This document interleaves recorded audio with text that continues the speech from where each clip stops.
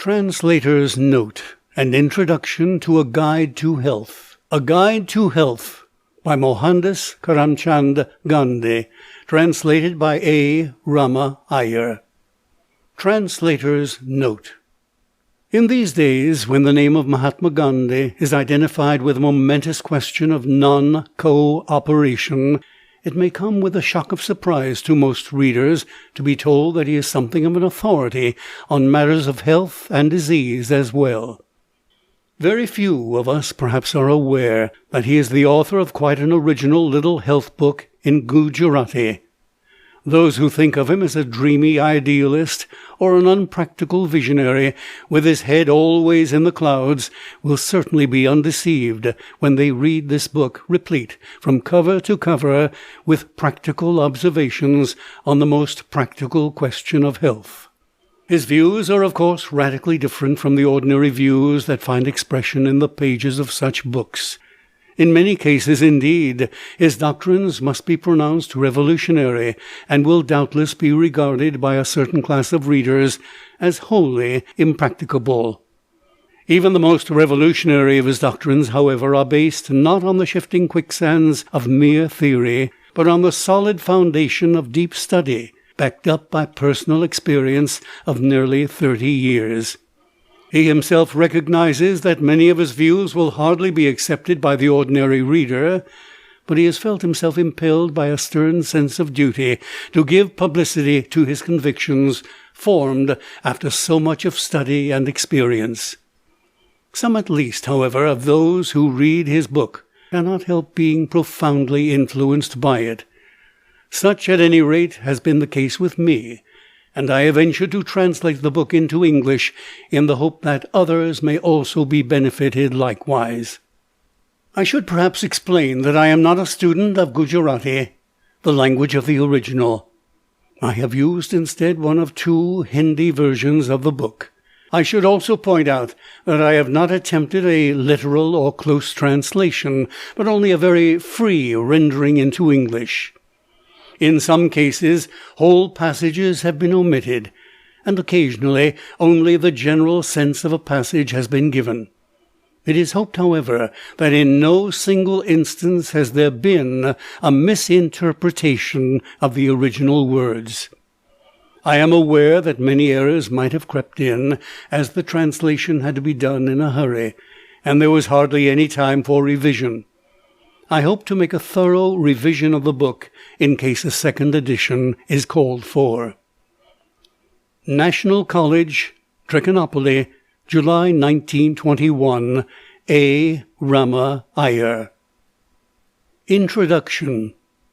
For more than 20 years past, I have been paying special attention to the question of health. While in England, I had to make my own arrangements for food and drink, and I can say, therefore, that my experience is quite reliable. I have arrived at certain definite conclusions from that experience, and I now set them down for the benefit of my readers. As the familiar saying goes, prevention is better than cure. It is far easier and safer to prevent illness by the observance of the laws of health than to set about curing the illness which has been brought on by our own ignorance and carelessness. Hence it is the duty of all thoughtful men to understand aright the laws of health, and the object of the following pages is to give an account of these laws. We shall also consider the best methods of cure for some of the most common diseases. As Milton says, the mind can make a hell of heaven or a heaven of hell, and so heaven is not somewhere above the clouds and hell somewhere underneath the earth. We have the same idea expressed in the Sanskrit saying, Mana eva mayushayanam kararam bandha moksheo. Man's captivity or freedom is dependent on the state of his mind. From this it follows that whether a man is healthy or unhealthy depends on himself. Illness is the result not only of our actions, but also of our thoughts. As has been said by a famous doctor, more people die for fear of diseases like smallpox, cholera, and plague than out of those diseases themselves. Ignorance is one of the root causes of disease. Very often we get bewildered at the most ordinary diseases out of sheer ignorance, and in our anxiety to get better, we simply make matters worse. Our ignorance of the most elementary laws of health leads us to adopt wrong remedies or drives us into the hands of the veriest quacks. How strange, and yet how true, it is that we know much less about things near at hand than things at a distance. We know hardly anything of our own village, but we can give by rote the names of the rivers and mountains of England. We take so much trouble to learn the names of the stars in the sky, while we hardly think it worth while to know the things that are in our own homes.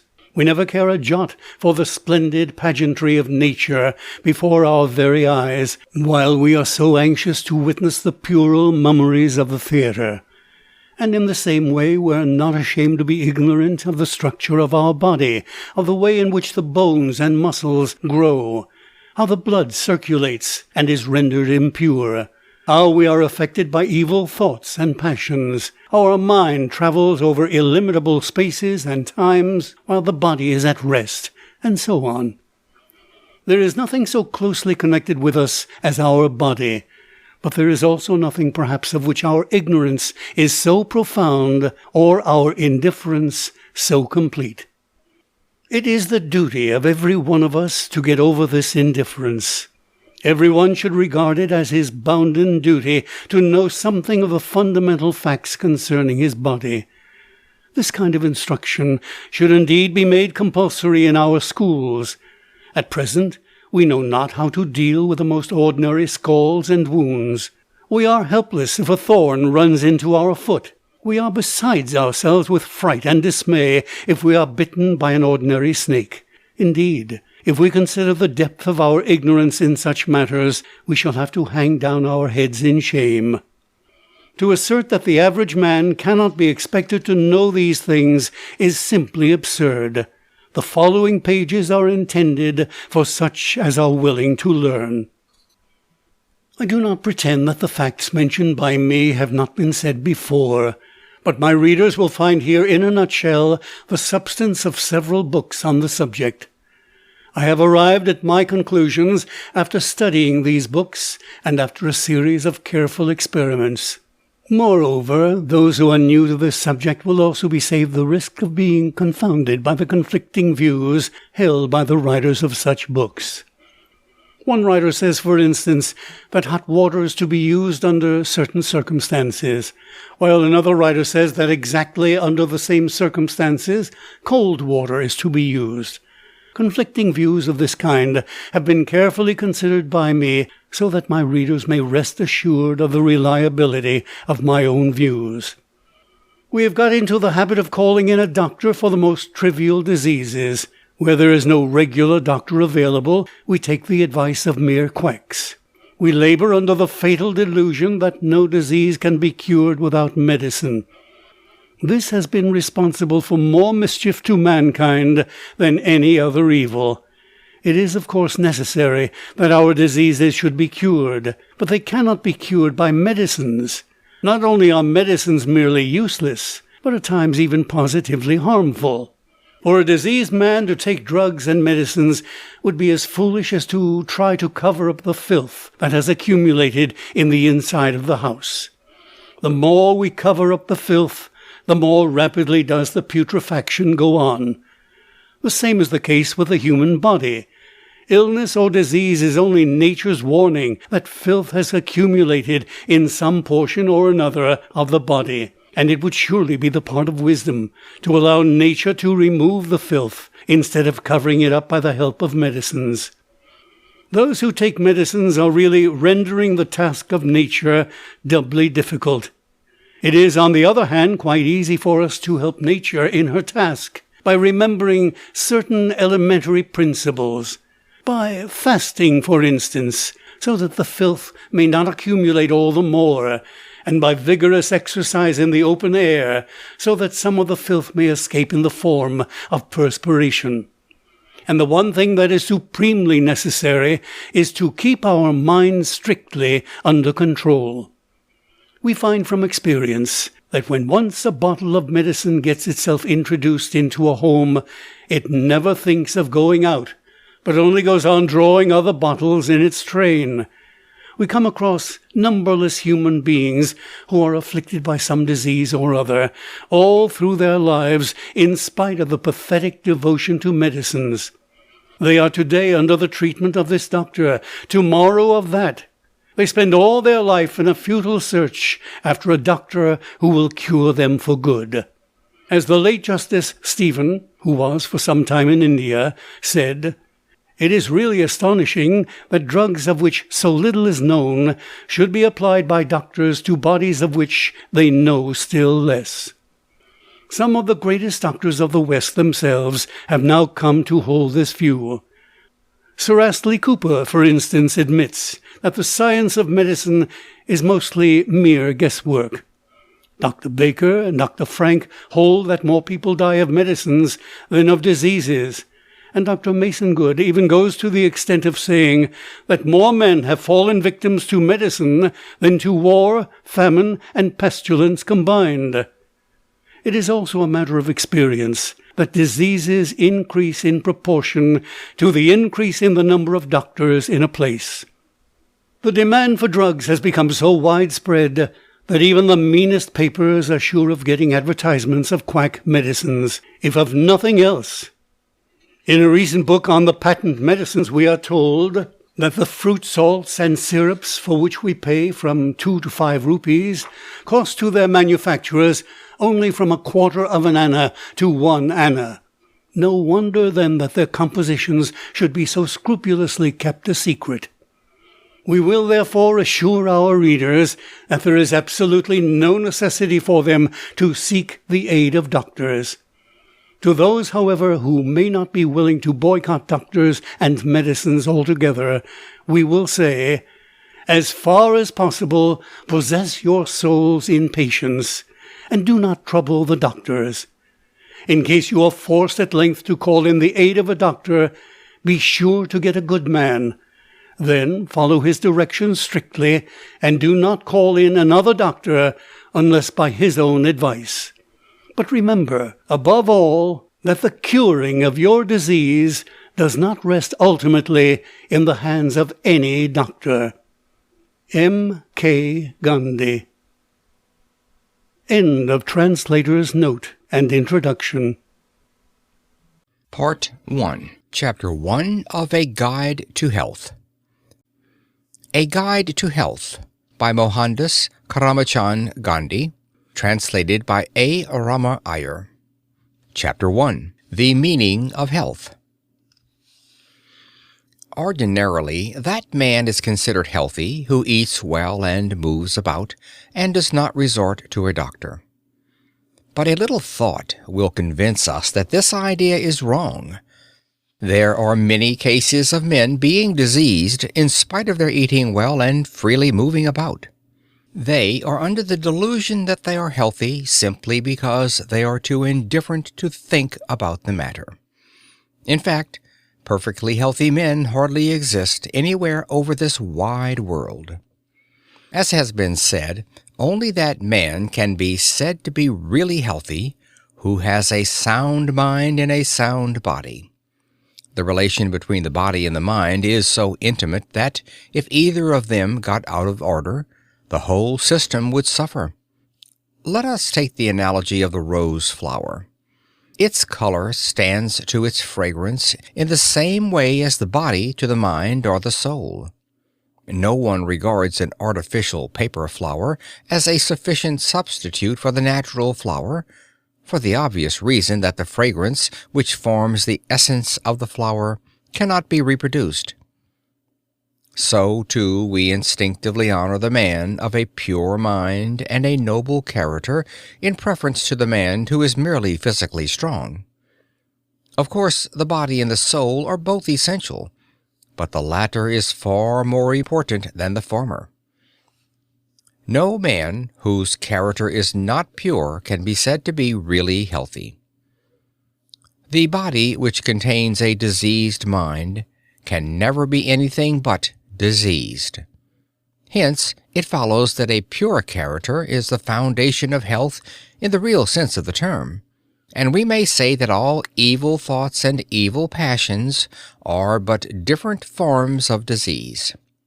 Thus considered, we may conclude that that man alone is perfectly healthy, whose body is well formed, whose teeth as well as eyes and ears are in good condition, whose nose is free from dirty matter, whose skin exudes perspiration freely and without any bad smell, whose mouth is also free from bad smells, whose hands and legs perform their duty properly, who is neither too fat nor too thin, and whose mind and senses are constantly under his control.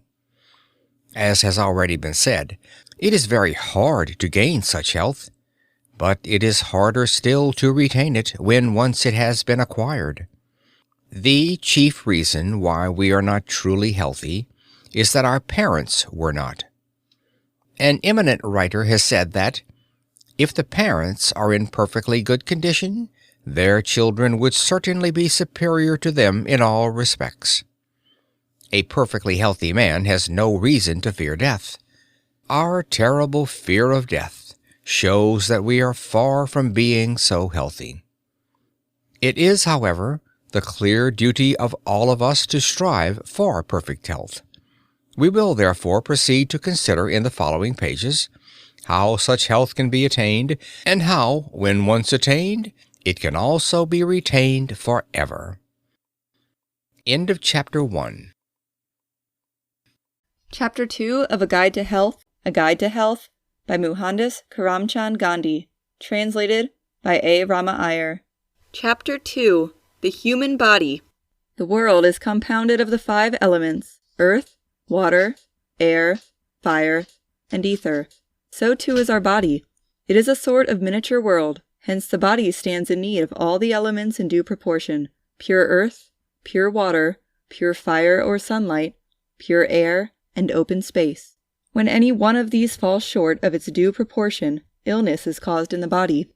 The body is made up of skin and bone, as well as flesh and blood. The bones constitute the framework of the body, but for them we could not stand erect and move about. They protect the softer parts of the body. Thus the skull gives protection to the brain, while the ribs protect the heart and the lungs. Doctors have counted 238 bones in the human body. The outside of the bones is hard, but the inside is soft and hollow. When there is a joint between 2 bones, there is a coating of marrow, which may be regarded as a soft bone. The teeth, too, are to be counted among the bones. When we feel the flesh at some points, we find it to be tough and elastic. This part of the flesh is known as the muscle. It is the muscles that enable us to fold and unfold our arms, to move our jaws, and to close our eyes. It is by means of the muscles again that our organs of perception do their work. It is beyond the province of this book to give a detailed account of the structure of the body, nor has the present writer enough knowledge to give such an account. We will, therefore, content ourselves with just as much information as is essential for our present purpose. The most important portion of the body is the stomach. If the stomach ceases to work even for a single moment, the whole body would collapse. The work of the stomach is to digest the food, and so to provide nourishment to the body. Its relation to the body is the same as that of the steam engine to the railway train. The gastric juice, which is produced in the stomach, helps the assimilation of nutritious elements in the food, the refuse being sent out by the way of intestines in the form of urine and feces.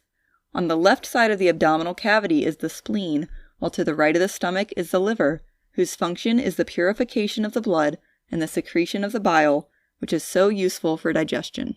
In the hollow space enclosed by the ribs are situated the heart and the lungs. The heart is between 2 lungs, but more to the left than the right. There are on the whole 24 bones in the chest. The action of the heart can be felt between the 5th and 6th rib. The lungs are connected with the windpipe. The air which we inhale is taken into the lungs through the windpipe, and the blood is purified by it. It is of the utmost importance to breathe through the nose instead of through the mouth. On the circulation of the blood depend all activities of the body. It is the blood that provides nourishment to the body. It extracts the nutritious elements out of the food and ejects the refuse through the intestines, and so keeps the body warm. The blood is incessantly circulating all over the body along the veins and the arteries. The beatings of the pulse are due to the circulation of the blood. The pulse of a normal adult man beats some 70 times a minute. The pulse of children beat faster, while those of old men are slower. The chief agency for keeping the blood pure is the air. When the blood returns to the lungs after one complete round over the body, it is impure and contains poisonous elements. The oxygen of the air, which we inhale, purifies this blood and is assimilated into it, while the nitrogen absorbs the poisonous matter and is breathed out. This process goes on incessantly. As the air has a very important function to perform in the body, we shall devote a separate chapter to a detailed consideration of the same. End of Chapter 2. Part 1, Chapter 3 of A Guide to Health. A Guide to Health by Mohandas Karamchand Gandhi. Translated by A. Rama, Iyer. Chapter 3, Air. Of the three things that are indispensable for the subsistence of man, namely air, water, and food, the first is the most important. Hence it is that God has created it in such large quantities as to make it available to all of us for nothing. Modern civilization, however, has rendered even fresh air somewhat costly, or in order to breathe fresh air, we have to go out of towns, and this means expense. The residents of Bombay, for instance, distinctly improve in health in the air of Mathuran, or still better, of the Malabar Hills. But they cannot go to these places without money. Hence, in these days, it would hardly be true to say that we get fresh air gratis, as we used to in the old days. But whether fresh air is available gratis or not, it is undeniable that we cannot get on without it. We've already seen that the blood circulates over the body, returns to the lungs, and after being purified, starts its round again. We breathe out the impure air, and take in oxygen from the outside, which purifies the blood. This process of inspiration and expiration goes on forever, and on it depends man's life.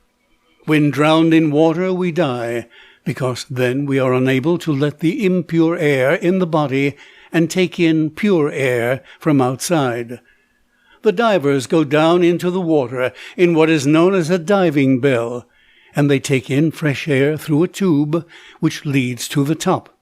Hence it is they are able to remain under water for a long time. It has been ascertained by experiments that no man can live without air for as long as 5 minutes. We often hear of the death of little children when they are held so close to the bosom by ignorant mothers as to make it impossible for them to breathe. We should all be as much against the breathing of impure air as we are against the drinking of dirty water and the eating of dirty food. But the air we breathe in is, as a rule, far more impure than the water we drink or the food we eat. We are all worshippers of concrete objects. Those things that can be seen and felt are regarded by us as of far greater importance than those which are invisible and intangible. Since air belongs to this latter class of objects, we fail to realize the evil wrought by the impure air that we breathe. We would think twice before eating the leavings of another man's food, or drinking out of a cup polluted by another man's lips. Even those who have not the least sense of shame or repugnance would never eat another man's vomit, or drink the water which has been spat out by him. Even those who are dying of hunger and thirst would refuse to do that. But alas, how few of us realize that the air we inhale is so often the impure and poisonous air which has been exhaled by others, and which is surely no less objectionable than a man's vomit.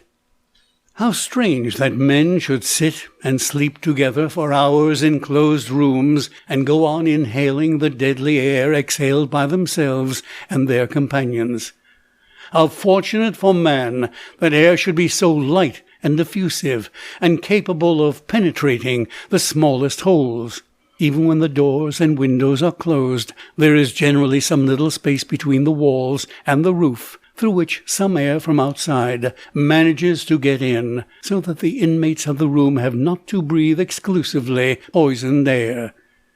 The air that we exhale mixes with the air outside and is rendered pure again by an automatic process that is always going on in nature. Now we are able to understand why so many men and women should be weak and diseased.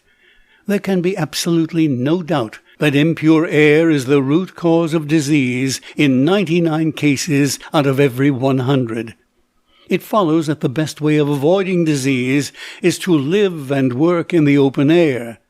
No doctor can compete with fresh air in this matter. Consumption is caused by the decay of the lungs due to the inhaling of impure air, just as a steam engine which is filled with bad coal gets out of order.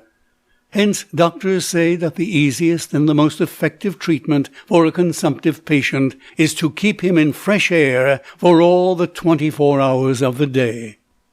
It is, of course, essential to know how we can keep the air pure. In fact, every child should be taught this, the value of fresh air, as soon as it is able to understand anything. If my readers would take the trouble to learn the simple facts about the air, and would put their knowledge into practice, while teaching their children also to do the same, I shall feel immensely gratified. Our latrines are perhaps most responsible for rendering the air impure. Very few people realize the serious harm done by dirty latrines. Even dogs and cats make with their claws something like a pit wherein to deposit their feces, and then cover it up with some earth. Where there are no lavatories of the modern approved types, we should also do likewise. There should also be kept ashes or dry earth in a tin can or an earthen vessel inside the latrine, and whoever goes into the latrine should, on coming out, cover the feces well with the ash or the earth, as the case may be. If this is done, there would be no bad smell, and the flies, too, will not settle on it and transmit the filth. Anybody whose sense of smell has not been wholly blunted, or who has not grown thoroughly accustomed to foul smells, will know how noxious is the smell that emanates from all filthy matter which is allowed to lie open to the weather. Our gorge rises at the very thought of feces being mixed with our food, but we go on inhaling the air which has been polluted by such foul smell, forgetting the fact that the one is just as bad as the other, except that, while the former is visible, the latter is not. We should see that our latrines are kept thoroughly neat and clean. We abhor the idea of cleaning the latrines ourselves, but what we should really abhor is the idea of making use of dirty latrines. What is the harm in ourselves removing the filth which has been expelled from inside our own body, and which we are not ashamed to have removed by others? There is absolutely no reason why we should not ourselves learn the work of scavenging and teach it to our children as well. The filthy matter should be removed and thrown into a pit 2 feet deep, and then covered up with a thick layer of earth. If we go to some open place, we should dig a small pit with our hands or feet, and then cover it up after the bowels have been evacuated. We also make the air impure by making water at all places indiscriminately. This dirty habit should be given up altogether. If there is no place specially set apart for the purpose, we should go to some dry ground away from the house, and should also cover up the urine with earth. The filth should not be cast into very deep pits, for in that case it would be beyond the reach of sun's heat, and would also pollute the water flowing underneath the earth. The habit of spitting indiscriminately on the verandas, courtyards, and such like places is also very bad. The spittle, especially of consumptives, is very dangerous. The poisonous germs in it rise into the air, and being inhaled by others, lead to a spread of the disease. We should keep a spittoon inside the house, and if we have to spit when out on the road, we should spit where there is dry dust, so that the spittle may be absorbed into the dust and cause no harm. Doctors hold that the consumptive should spit into a spittoon with some disinfectant in it, or even if he spits on dry ground, the germs in his spittle manage to rise and even spread into the air along with the dust.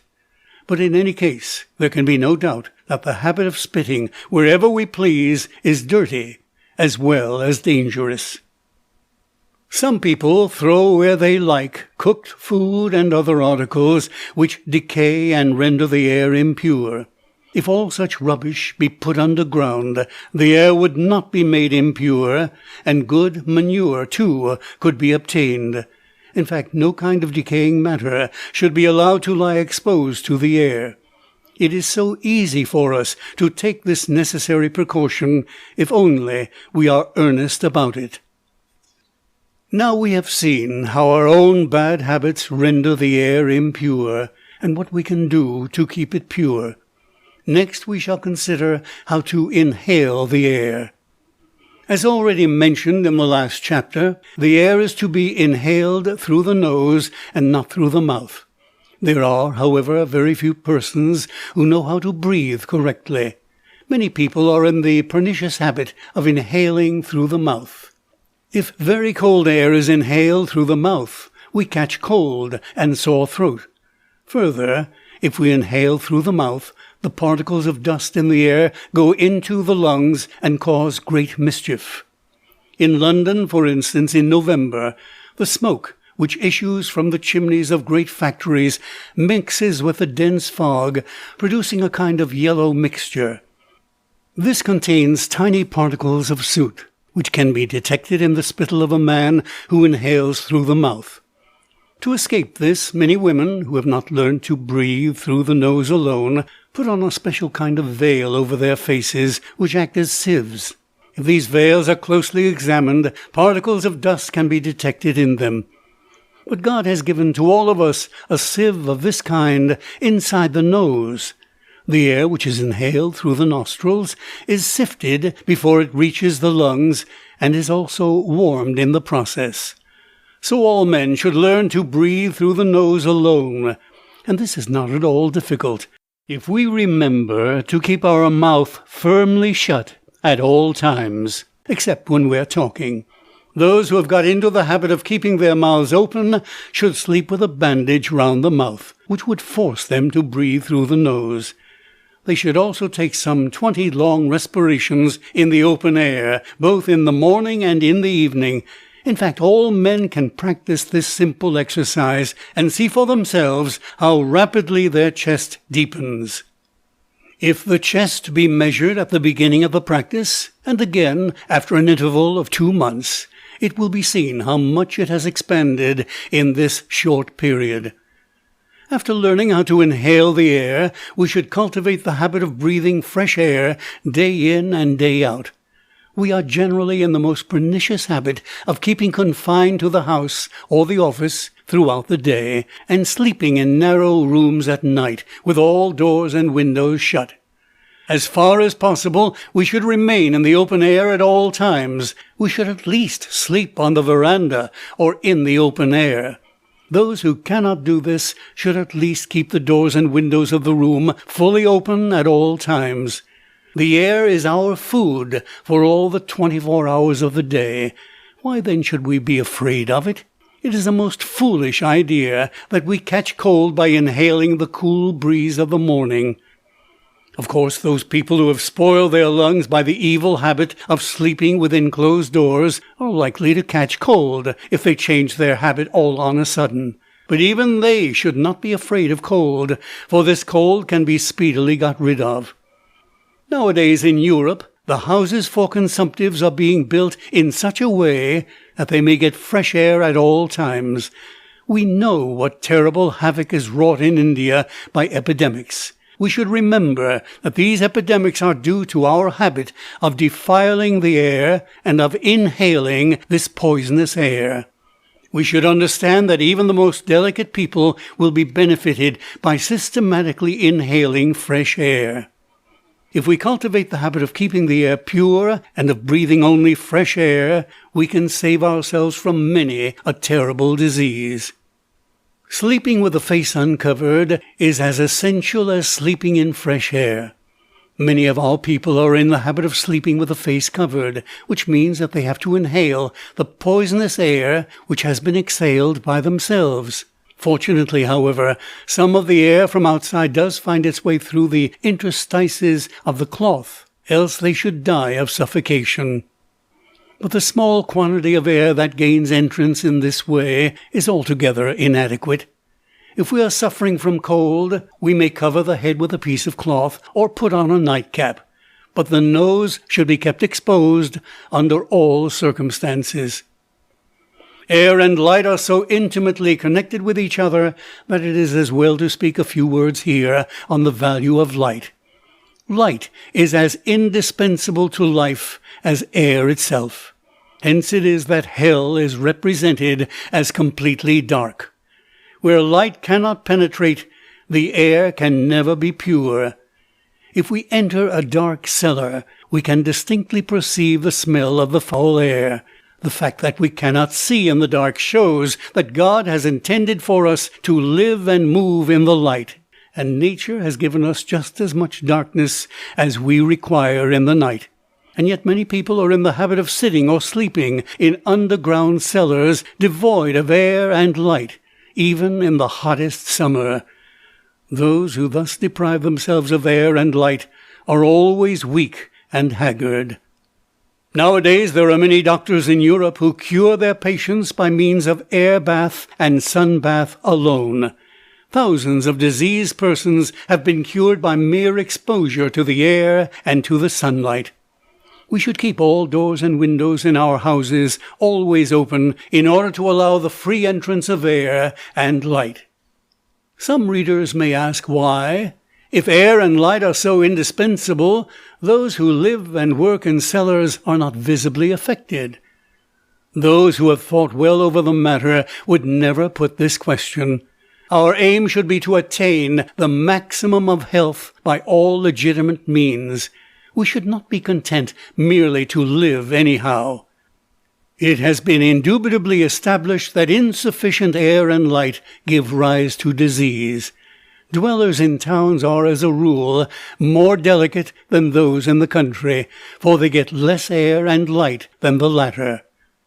Air and light, then, are absolutely indispensable to health, and everyone should remember all that we have said on the matter and act up to it to the best of his ability. End of Chapter 3. Chapter 4, A Guide to Health. A Guide to Health by Mohandas Karamchand Gandhi. Translated by A. Rama Iyer. Water. As has been already pointed out, air is the most indispensable to our subsistence, while water comes next in order. Man cannot live for more than a few minutes without air, but he can live for a few days without water. And in the absence of other food, he can subsist on water alone for many days. There is more than 70% of water in the composition of our foodstuffs, as in that of the human body. Even though water is so indispensable, we take hardly any pains to keep it pure. Epidemics are as much the outcome of our indifference to the quality of the water we drink, as of the air we breathe. The drinking of dirty water very often produces, also, the disease of the stone. Water may be impure in either of two ways, by issuing from dirty places, or by being defiled by us. Where the water issues from dirty places, we should not drink it at all, nor do we generally drink it. But we do not shrink from drinking the water which has been defiled by ourselves. River water, for instance, is regarded as quite good for drinking, although we throw in all sorts of rubbish, and also use it for washing purposes.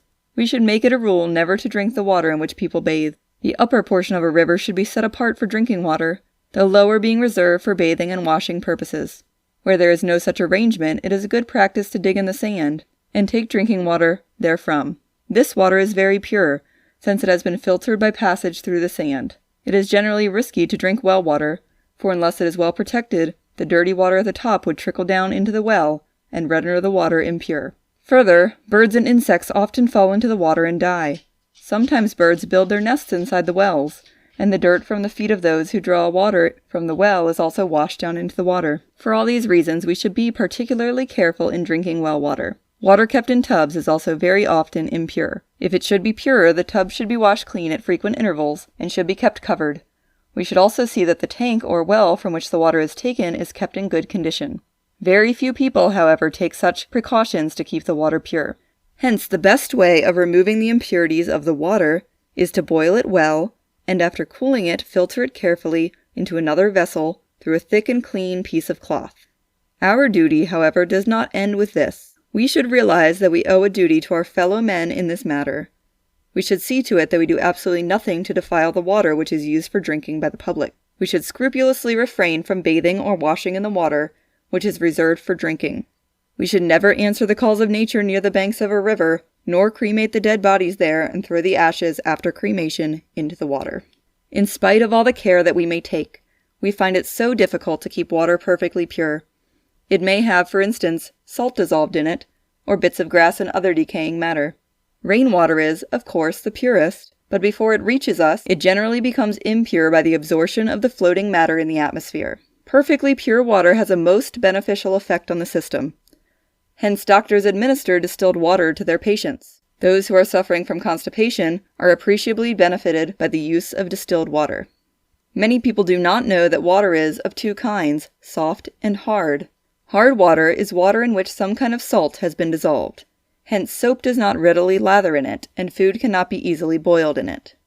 The taste is brackish, while soft water tastes sweet. It is much safer to drink soft water, although some people hold that hard water is better by virtue of the presence of nutritious matter dissolved therein. Rainwater is the best kind of soft water, and is therefore the best for drinking purposes. Hard water, if boiled or kept over the fire for some half an hour, is rendered soft. Then it may be filtered and drunk.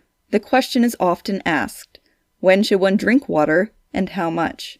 The only safe answer to this is this: one should drink water only when one feels thirsty, and even then, just enough to quench the thirst. There is no harm in drinking water during the meals or immediately afterwards. Of course, we should not wash the food down with water. If the food refuses to go down of itself, it means that either it has not been well prepared or the stomach is not in need of it. Ordinarily, there is no need to drink water, and indeed there should be none. As already mentioned, there is a large percentage of water in our ordinary articles of food, and we also add water in cooking them. Why then should we feel thirsty? Those people whose diet is free from such articles as chilies and onions, which create an artificial thirst, have rarely any need to drink water. Those who feel unaccountably thirsty must be suffering from some disease or other. We may be tempted to drink any kind of water that we come across, simply because we see some people doing it with impunity. The reply to this has already been given in connection with air. Our blood has in itself the power of destroying many of the poisonous elements that enter into it, but it has to be renewed and purified, just as the sharp edge of a sword has to be mended when it has once been employed in action. Hence, if we go on drinking impure water, we should not be surprised to find our blood thoroughly poisoned in the end. End of Chapter 4. Part 1, Chapter 5 of A Guide to Health. A Guide to Health by Mohandas Karamchand Gandhi. Translated by A. Rama Iyer. Chapter 5, Food. It is impossible to lay down hard and fast rules in the matter of food. What sort of food should we eat, how much of it should be eaten, and at what times? These are questions on which doctors differ a great deal. The ways of men are so diverse that the very same food shows different effects on different individuals. Although, however, it is impossible to say conclusively what sort of food we should eat, it is the clear duty of every individual to bestow serious thought on the matter. Needless to say, the body cannot subsist without food. We undergo all sorts of sufferings and privations for the sake of food. But at the same time, it is indisputable that 99.9% of men and women in the world eat merely to please the palate. They never pause to think of the after effects at the time of eating. Many people take purgatives and digestive pills or powders in order to be able to eat thoroughly well. Then there are some people who, after eating to the utmost of their capacity, vomit out all that they have eaten and proceed to eat the same stuffs once more. Some people, indeed, eat so sumptuously that for 2 or 3 days together they do not feel hungry at all. In some cases, men have even been known to have died of overeating. I say all this from my own experience. When I think of my old days, I am tempted to laugh at many things and cannot help being ashamed of some things. In those days, I used to have tea in the morning, breakfast 2 or 3 hours afterwards, dinner at 1 o'clock, tea again at 3 p.m., and supper between 6 and 7. My condition at that time was most pitiable. There was a great deal of superfluous fat on my body, and bottles of medicine were always at hand. In order to be able to eat well, I used to take purgatives very often, as well as some tonic or other. In those days, I had not a third of my present capacity for work, in spite of the fact that I was then in the prime of youth. Such a life is surely pitiable, and if we consider the matter seriously, we must also admit to be mean, sinful, and thoroughly contemptible. Man is not born to eat, nor should he live to eat. His true function is to know and serve his Maker. But since the body is essential to this service, we have perforce to eat. Even atheists will admit that we should eat merely to preserve our health and not more than is needed for this purpose. Turn to the birds and beasts, and what do you find? They never eat merely to please the palate. They never go on eating till their inside is full to overflowing. On the other hand, they eat only to appease their hunger, and even then only just as much as will appease their hunger. They take the food provided by nature and do not cook their food. Can it be that man alone is created to worship the palate? Can it be that he alone is destined to be eternally suffering from disease? Those animals that live a natural life of freedom never once die of hunger. Among them there are no distinctions of rich and poor, of those who eat many times a day and those who do not get even one meal in the day. These abnormalities are found only among us human beings, and yet we regard ourselves as superior to the animal creation. Surely those who spend their days in the worship of their stomach are worse than the birds and beasts. A calm reflection will show that all sins like lying, cheating, and stealing are ultimately due to a subjection to the palate. He who is able to control the palate will easily be able to control the other senses. If we tell lies or commit theft or adultery, we are looked down upon by society, but strangely enough, no odium attaches to those who slavishly pander to the palate. It would seem as though this were not a question of morality at all. The fact is that even the best of us are slaves to the palate. No one has yet adequately emphasized the numberless evils that arise from a habit of pandering to the palate. All civilized people would boycott the company of liars, thieves, and adulterers, but they go on eating beyond all limits and never regard it as a sin at all. Pandering to the palate is not regarded by us as a sin, since all of us are guilty of it, just as dacoity is not regarded as a crime in a village of dacoits. But what is worse, we pride ourselves on it.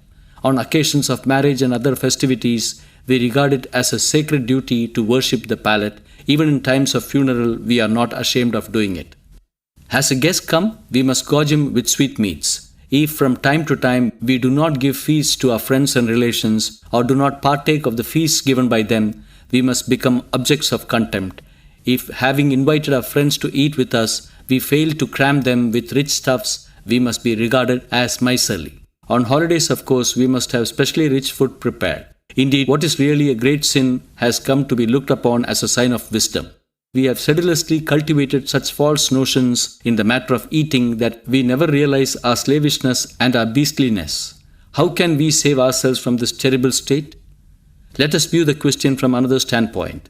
We find it invariably the case in the world that nature herself has provided for all creatures, whether man or beast or bird or insect, just enough food for their sustenance.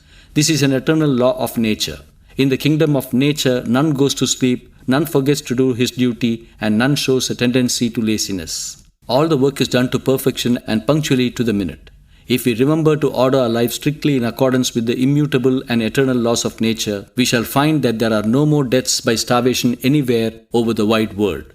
Since nature always provides just enough food to feed all created beings, it follows that he who takes to himself more than his normal share of food is depriving another of his legitimate share. Is it not a fact that in the kitchens of emperors and kings, of all rich men in general, much more food is prepared than is required to feed them and all their dependents? That is to say, they snatch so much food from the share of the poor. Is it, then, any wonder that the poor should die of starvation? If this is true, and this fact has been admitted by the most thoughtful men, it must necessarily follow that all the food that we eat beyond our immediate need is food filched from the stomachs of the poor. And to the extent to which we eat merely with a view to pleasing the palate, must our health necessarily suffer. All this preliminary discussion, we can proceed to consider what kind of food is best for us. Before, however, we decide the question of the ideal food for us, we have to consider what kinds of food are injurious to health and to be avoided. Under the term food, we include all the things that are taken into the body through the mouth, including wine, bhang, and opium, tobacco, tea, coffee and cocoa, spices and condiments. I am convinced that all these articles have to be completely eschewed, having been led to this conviction partly from my own experience and partly from the experience of others. Wine, bhang and opium have been condemned by all the religions of the world, although the number of total abstainers is so limited. Drink has brought about the ruin of whole families. The drunkard forfeits his sanity. He has even been known to forget the distinction between mother, wife and daughter. His life becomes a mere burden to him. Even men of sound sense become helpless automations when they take to drink, even when not actually under its influence. Their minds are too impotent to do any work. Such people say that wine is harmless when used as medicine, but even European doctors have begun to give up this view in many cases. Some partisans of drink argue that if wine can be used as medicine with impunity, it can also be used as drink. But many poisons are employed as medicines. Do we ever dream of employing them as food? It is quite possible that in some diseases wine may do some good. But even then, no sensible or thoughtful man should consent to use it even as medicine under any circumstances. As for opium, it is no less injurious than wine and is to be equally eschewed. Have we not seen a mighty nation like the Chinese falling under the deadly spell of opium and rendering itself incapable of maintaining its independence? Have we not seen the Jagirdars of our own land forfeiting their Jagirs under the same fatal influence? So powerful is the spell that has been woven over the minds of men by tobacco that it will take an age to break it. Young and old have equally come under this fatal spell. Even the best men do not shrink from the use of tobacco. Its use, indeed, has become a matter of course with us and is spreading wider and wider every day. Very few people are aware of the many tricks employed by the cigarette manufacturers to bring us more and more under its influence. They sprinkle opium or some perfumed acid on the tobacco so that we may find it all the more difficult to extricate ourselves from its clutches. They spend thousands of pounds in advertisements. Many European firms dealing in cigars keep their own presses, have their own cinemas, institute lotteries, and give away prizes and, in short, spend money like water to achieve their end. Even women have now begun to smoke, and poems have been composed on tobacco extolling it as the great friend of the poor. The evils of smoking are too numerous to mention. The habitual smoker becomes such a bond slave to it that he knows no sense of shame or compunction. He proceeds to emit the foul fumes even in the houses of strangers. It is also a matter of common experience that smokers are often tempted to commit all sorts of crimes. Children steal money from their parents' purses, and even the prisoners in gaols manage to steal cigarettes and keep them carefully concealed. The smoker will get on without food, but he cannot dispense with his smoke. Soldiers on the field of battle have been known to lose all capacity for fighting for failure of the indispensable cigarette at the critical moment. The late Count Leo Tolstoy of Russia tells us the following story. A certain man once took it into his head for some reason to murder his wife. He actually drew the knife and was about to do the deed, when he felt some compunction and gave it up. Then he sat down to smoke, and his wits being turned under the influence of tobacco, he rose once more and actually committed the murder. Tolstoy held the view that the poison of tobacco is more subtle and irresistible, and hence far more dangerous than that of wine. Then the money that is spent on cigars and cigarettes by individuals is frightfully large. I have myself come across instances of cigars consuming as much as ₹75 a month for one man. Smoking also leads to an appreciable reduction of digestive powers. The smoker feels no appetite for food, and in order to give it some flavor, spices and condiments have to be freely used. His breath stinks, and in some cases blisters are formed on his face, and the gums and teeth turn black in color. Many also fall a prey to terrible diseases. The fumes of tobacco befoul the air around, and public health suffers in consequence.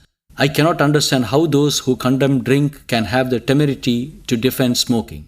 The man who does not eschew tobacco in all its forms can never be perfectly healthy, nor can he be a man of pure and blameless character. I must say that tea, coffee and cocoa are equally injurious to health, although I know that very few are likely to agree with me. There is a kind of poison in all of them, and in the case of tea and coffee, if milk and sugar were not added, there would be absolutely no nutritious element in them. By means of repeated and varied experiments, it has been established that there is nothing at all in these articles which is capable of improving the blood. Until a few years ago, we used to drink tea and coffee only on special occasions. But today, they have become universally indispensable. Things have come to such a pass that even sickly persons often use them as substitutes for nourishing food. Fortunately for us, the costliness of cocoa has prevented its spread to the same extent as tea and coffee, although in the homes of the rich it is quite liberally used. That all these three articles are poisonous can be seen from the fact that those who once take to them can never afterwards get on without them. In the old days, I myself used to feel a distinct sense of weariness or languor if I did not get my tea punctually at the usual hour. Once some 400 women and children had gathered together at a certain celebration. The executive committee had resolved against providing tea to the visitors. The women, however, that had assembled there were in the habit of taking tea at 4 o'clock every evening. The authorities were informed that if these women were not given their usual tea, they would be too ill to move about, and needless to say, they had to cancel the original resolution. But some slight delay in the preparation of the tea led to a regular uproar, and the commotion subsided only after the women had had their cup of tea. I can vouch for the authenticity of this incident. In another instance, a certain woman had lost all her digestive powers under the influence of tea and had become a prey to chronic headaches. But from the moment that she gave up tea, her health began steadily to improve. A doctor of the Battersea municipality in England has declared, after careful investigation, that the brain tissues of thousands of women in his district have been diseased from excessive use of tea. I have myself come across many instances of health being ruined by tea. Coffee does some good against kapha, phlegm, and vata, wind, but at the same time it weakens the body by destroying the vital fluid and by making the blood as thin as water. To those people who advocate coffee on the ground that it is beneficial against phlegm and wind, we would recommend the juice of ginger as even better for the purpose. And on the other hand, let us remember that the evil effects of coffee are too serious to be counterbalanced by its good. When the blood and the vital fluid are poisoned by a stuff, can there be any hesitation in giving it up altogether? Cocoa is fully as harmful as coffee, and it contains a poison which deadens the perceptions of the skin. Those people who recognize the validity of moral considerations in these matters should remember that tea, coffee and cocoa are prepared mostly by laborers under indenture, which is only a fine name for slavery. If we saw with our own eyes the oppressive treatment that is meted out to the laborers in cocoa plantations, we should never again make use of the stuff. Indeed, if we inquire minutely into the methods of preparation of all our articles of food, we shall have to give up 90% of them. A harmless and healthy substitute for coffee, tea or cocoa can be prepared as follows. Even habitual coffee drinkers will be unable to perceive any difference in taste between coffee and this substitute. Good and well sifted wheat is put into a frying pan over the fire and well fried until it has turned completely red and begun to grow dark in color. Then it is powdered just like coffee. A spoon of the powder is then put into a cup and boiling water poured onto it. Preferably keep the thing over the fire for a minute and add milk and sugar if necessary, and you get a delicious drink, which is much cheaper and healthier than coffee. Those who want to save themselves the trouble of preparing this powder may get their supply from the Satyagraha Ashram, Ahmedabad. From the point of view of diet, the whole mankind may be divided into three broad divisions. 1. The first class, which is the largest, consists of those who, whether by preference or out of necessity, live on an exclusive vegetable diet. Under this division come the best part of India, a large portion of Europe and China and Japan. The staple diet of the Italians is macaroni, of the Irish potato, of the Scotch oatmeal, and of the Chinese and Japanese rice. 2. The second class consists of those who live on a mixed diet. Under this class come most of the people of England, the richer classes of China and Japan, the richer Mussulmans of India, as well as those rich Hindus who have no religious scruples about taking meat. 3. To the third class belong the uncivilized peoples of the frigid zones who live on an exclusive meat diet. These are not very numerous, and they also introduce a vegetable element into their diet wherever they come in contact with the civilized races of Europe. Man then can live on three kinds of diet, but it is our duty to consider which of these is the healthiest for us. An examination of the structure of the human body leads to the conclusion that man is intended by nature to live on a vegetable diet. There is the closest affinity between the organs of the human body and those of the fruit-eating animals. The monkey, for instance, is so similar to man in shape and structure, and it is a fruit-eating animal. Its teeth and stomach are just like the teeth and stomach of man. From this we may infer that man is intended to live on roots and fruits and not on meat. Scientists have found out by experiments that fruits have in them all the elements that are required for man's sustenance. The plantain, the orange, the date, the grape, the apple, the almond, the walnut, the groundnut, the coconut, all these fruits contain a large percentage of nutritious elements. These scientists even hold that there is no need for man to cook his food. They argue that he should be able to subsist very well on food cooked by the sun's warmth, even as all the lower animals are able to do. And they say that the most nutritious elements in the food are destroyed in the process of cooking, and that those things cannot be eaten uncooked, could not have intended for our food by nature. If this view be correct, it follows that we are at present wasting a lot of our precious time in the cooking of our food. If we could live on uncooked food alone, we should be saving so much time and energy as well as money, all of which may be utilized for more useful purposes. Some people will doubtless say that it is idle and foolish to speculate on the possibility of men taking to uncooked food, since there is absolutely no hope of their ever doing it. But we are not considering at present what people will or will not do, but only what they ought to do. It is only when we know what the ideal kind of diet is that we shall be able more and more to approximate our actual to the ideal. When we say that our fruit diet is the best, we do not, of course, expect all men to take to it straight away. We only mean that if they should take to this diet, it would be the best thing for them. There are many men in England who have tried a pure fruit diet and who have recorded the results of their experience. They were people who took to this diet not out of religious scruples, but simply out of considerations of health. A German doctor has written a bulky volume on the subject and established the value of a fruit diet by many arguments and evidences. He has cured many diseases by a fruit diet combined with open-air life. He goes so far as to say that the people of any country can find all the elements of nutrition in the fruits of their own land. It may not be out of place to record my own experiences in this connection. For the last 6 months, I have been living exclusively on fruits, rejecting even milk and curd. My present dietary consists of plantain, groundnut and olive oil with some sour fruit like the lime. I cannot say that my experiment has been altogether a success, but a period of 6 months is all too short to arrive at any definite conclusions on such a vital matter as a complete change of diet. This, however, I can say that during this period I have been able to keep well where others have been attacked by disease, and my physical as well as mental powers are now greater than before.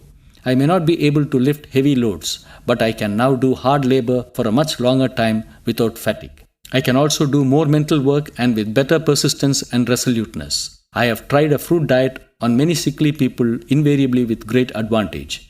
I shall describe these experiences in the section on diseases. Here I will only say that my own experience as well as my study of the subject has confirmed me on the conviction that a fruit diet is the best for us. As I have already confessed, I do not think for a moment that people will take to a fruit diet as soon as they read this. It may even be that all that I have written has no effect at all on the single reader, but I believe it to be my bounden duty to set down what I hold to be the right thing to the best of my light.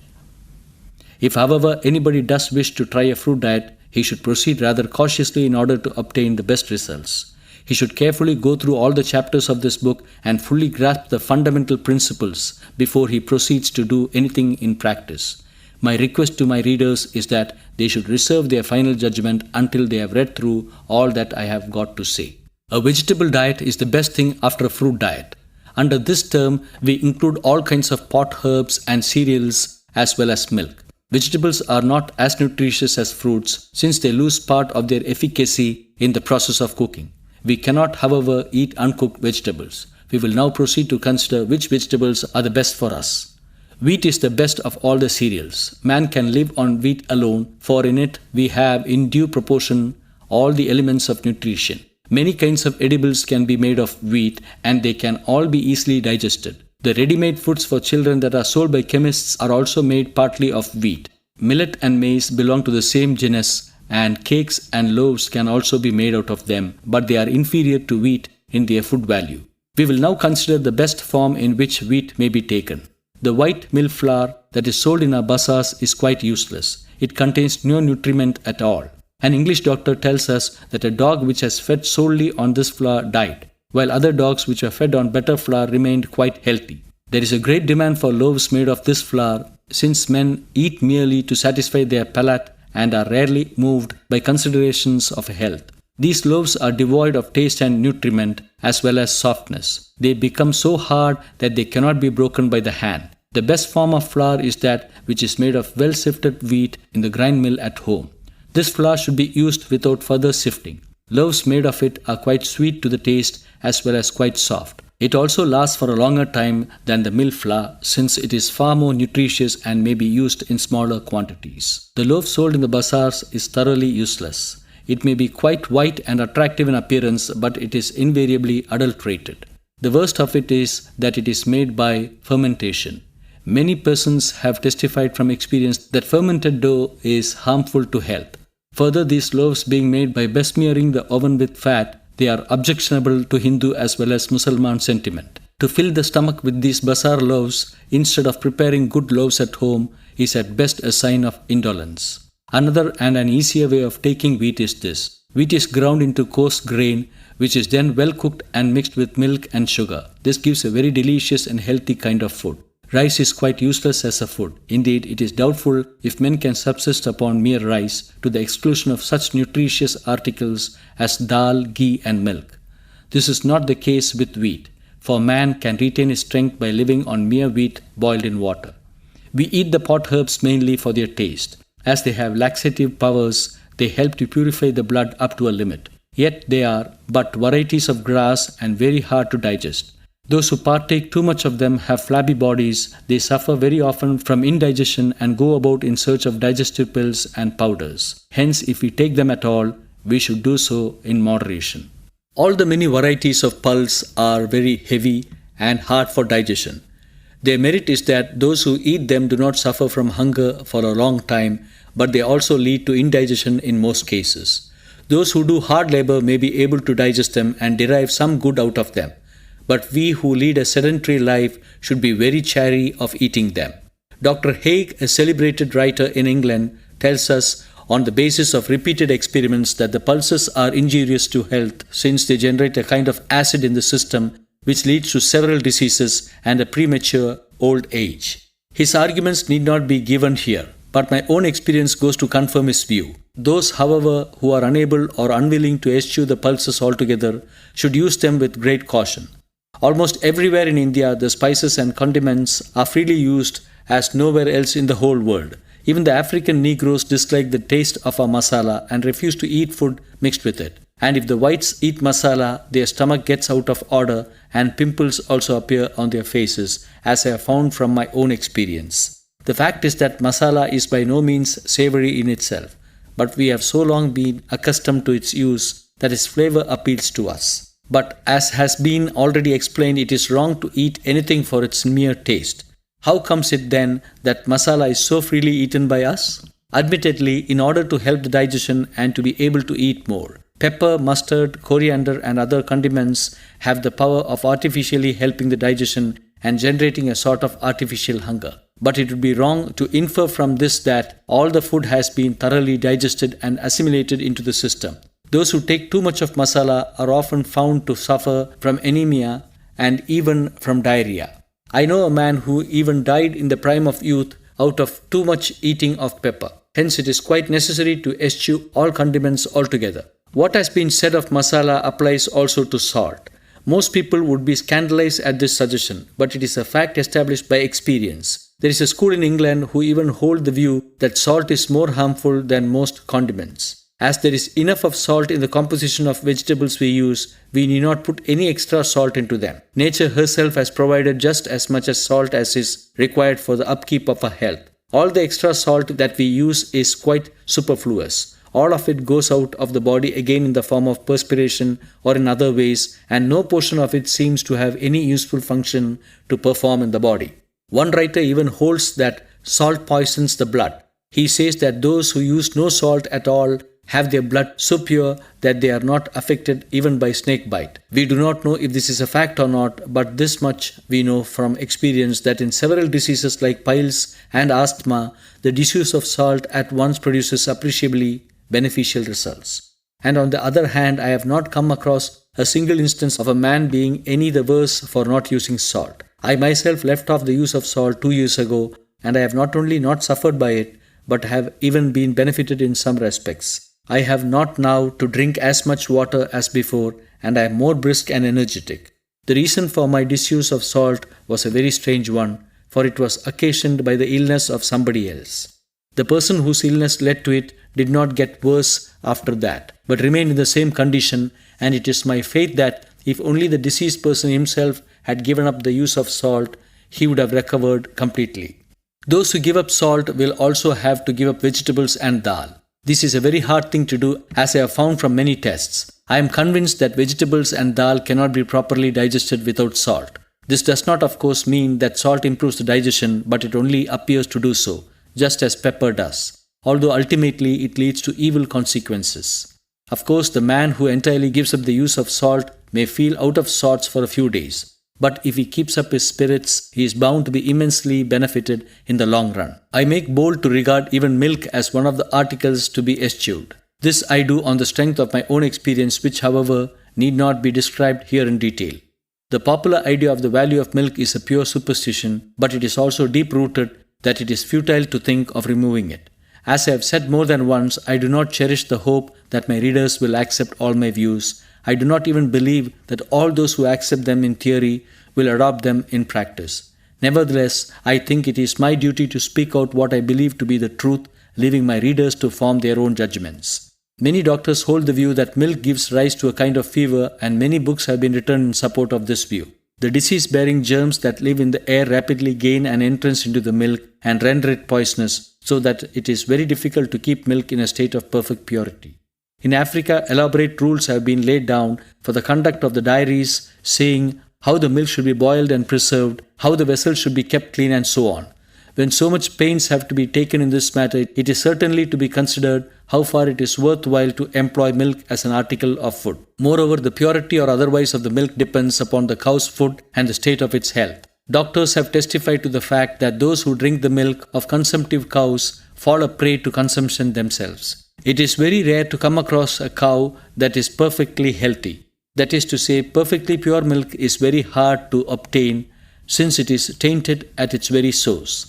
Everybody knows that a child that sucks the breast of its mother contracts any disease that she might be suffering from. And often when a little child is ill, medicines is administered to its mother so that its effect might reach the child through the milk of her breast. Just in the same way, the health of the man who drinks the milk of a cow will be the same as that of the cow itself. When the use of milk is fraught with so much danger, would it not be the part of wisdom to eschew it altogether? Especially when there are excellent substitutes. Olive oil, for instance, serves the purpose to some extent, and sweet almond is a most efficient substitute. The almond is first soaked in hot water and its husk removed. Then it is well crushed and mixed thoroughly well with water. This gives a drink which contains all the good properties of milk and is at the same time free from its evil effects. Now let us consider the question from the point of view of natural law. The calf drinks its mother's milk only until its teeth have grown, and it begins to eat as soon as it has its teeth. Clearly, that is also what man is intended to do. Nature does not intend us to go on drinking milk after we have ceased to be infants. We should learn to live on fruits like the apple and the almond, or on wheat roti after we have our teeth. Although this is not the place to consider the saving in money that might be effected by giving up milk, it is certainly a point to be kept in mind. Nor is there any need for any of the articles produced from milk. The sourness of lime is quite a good substitute for that of buttermilk, and as for ghee, thousands of Indians manage with oil even now. A careful examination of the structure of the human body shows that meat is not the natural food of man. Dr. Haig and Dr. Kingsford have very clearly demonstrated the evil effects of meat on the body of man. They have shown that meat generates just the same kind of acid in the body as the pulses. It leads to the decay of the teeth as well as to rheumatism. It also gives rise to evil passions like anger, which, as we have already seen, are but forms of disease. To sum up then, we find that those who live on fruits alone are very rare, but it is quite easy to live on combination of fruits, wheat and olive oil, and it is also eminently conducive to sound health. The plantain comes easy first among the fruits, but the date, the grape, the plum and the orange, to name only a few, are all quite nourishing and may be taken along with the roti. The roti does not suffer in taste by being besmeared with olive oil. This diet dispenses with salt, pepper, milk and sugar and is quite simple and cheap. It is of course foolish to eat sugar for its own sake. Too much sweet meat weakens the teeth and injures the health. Excellent edibles can be made of wheat and the fruits, and a combination of health and taste secured. The next question to consider is how much food shall be taken and how many times a day, but as this is a subject of vital importance, we will devote a separate chapter to it. End of Chapter 5. Part 1. Chapter 6 of A Guide to Health. A Guide to Health by Mohandas Karamchand Gandhi. Translated by A. Rama Iyer. Chapter 6. How much and how many times should we eat? There is a great divergence of opinion among doctors as to the quantity of food that we should take. One doctor holds that we should eat to the utmost of our capacity, and he has calculated the quantities of different kinds of food that we can take. Another holds the view that the food of laborers should differ in quantity as well as in quality from that of persons engaged in mental work, while a third doctor contends that the prince and the peasant should eat exactly the same quantity of food. This much, however, will be generally admitted, that the weak cannot eat just as much as the strong. In the same way, a woman eats less than a man, and children and old men eat less than young men. One writer goes so far as to say that if only we could masticate our food thoroughly well, so that every particle of it is mixed with the saliva, then we should not have to eat more than 5 or 10 tolas of food. This he says on the basis of numberless experiments, and his book has been sold in thousands. All this shows that it is futile to think of prescribing the quantity of food for men. Most doctors admit that 99% of human beings eat more than is needed. Indeed, this is a fact of everyday experience and does not require to be proclaimed by any doctor. There is no fear at all men ruining their health by eating too little, and the great need is for a reduction in the quantity of food that we generally take. As said above, it is of the utmost importance to masticate the food thoroughly well. By so doing, we shall be able to extract the maximum of nutriment from the minimum of food. Experienced persons point out that the feces of a man whose food is wholesome and who does not eat too much will be small in quantity, quite solid and smooth, dark in color and free from all foul smell. The man who does not have such feces should understand that he has eaten too much of unwholesome food and has failed to masticate it well. Also, if a man does not get sleep at night, or if his sleep be troubled by dreams, and if his tongue be dirty in the morning, he should know that he has been guilty of excessive eating. And if he has to get up several times at night to make water, it means that he has taken too much liquid food at night. By these and other tests, every man can arrive at the exact quantity of food that is needed for him. Many men suffer from foul breath, which shows that their food has not been well digested. In many cases, again, too much eating gives rise to pimples on the face and in the nose, and many people suffer from wind in the stomach. The root of all these troubles is, to put it plainly, that we have converted our stomach into a latrine, and we carry this latrine about with us. When we consider the matter in a sober light, we cannot help feeling an unmixed contempt for ourselves. If we want to avoid the sin of overeating, we should take a vow never to have anything to do with feasts of all kinds. Of course, we should feed those who come to us as guests, but only so as not to violate the laws of health. Do we ever think of inviting our friends to clean their teeth with us or to take a glass of water? Is not eating as strictly a matter of health as these things? Why then should we make so much fuss about it? We have become such gluttons by habit that our tongues are ever craving for abnormal sensations. Hence we think it is a sacred duty to cram our guests with rich food, and we cherish the hope that they will do likewise for us when their turn comes. If an hour after eating we ask a clean-bodied friend to smell our mouth, and if he should tell us his exact feelings, we should have to hide our heads in utter shame. But some people are so shameless that they take purgatives soon after eating, that they might be able to eat still more, or they even vomit out what they have eaten in order to sit down again to the feast at once. Since even the best of us are more or less guilty of overeating, our wise forefathers have prescribed frequent fasts as a religious duty. Indeed, merely from the point of view of health, it will be highly beneficial to fast at least once a fortnight. Many pious Hindus take only one meal a day during the rainy season. This is a practice based upon the soundest hygienic principles.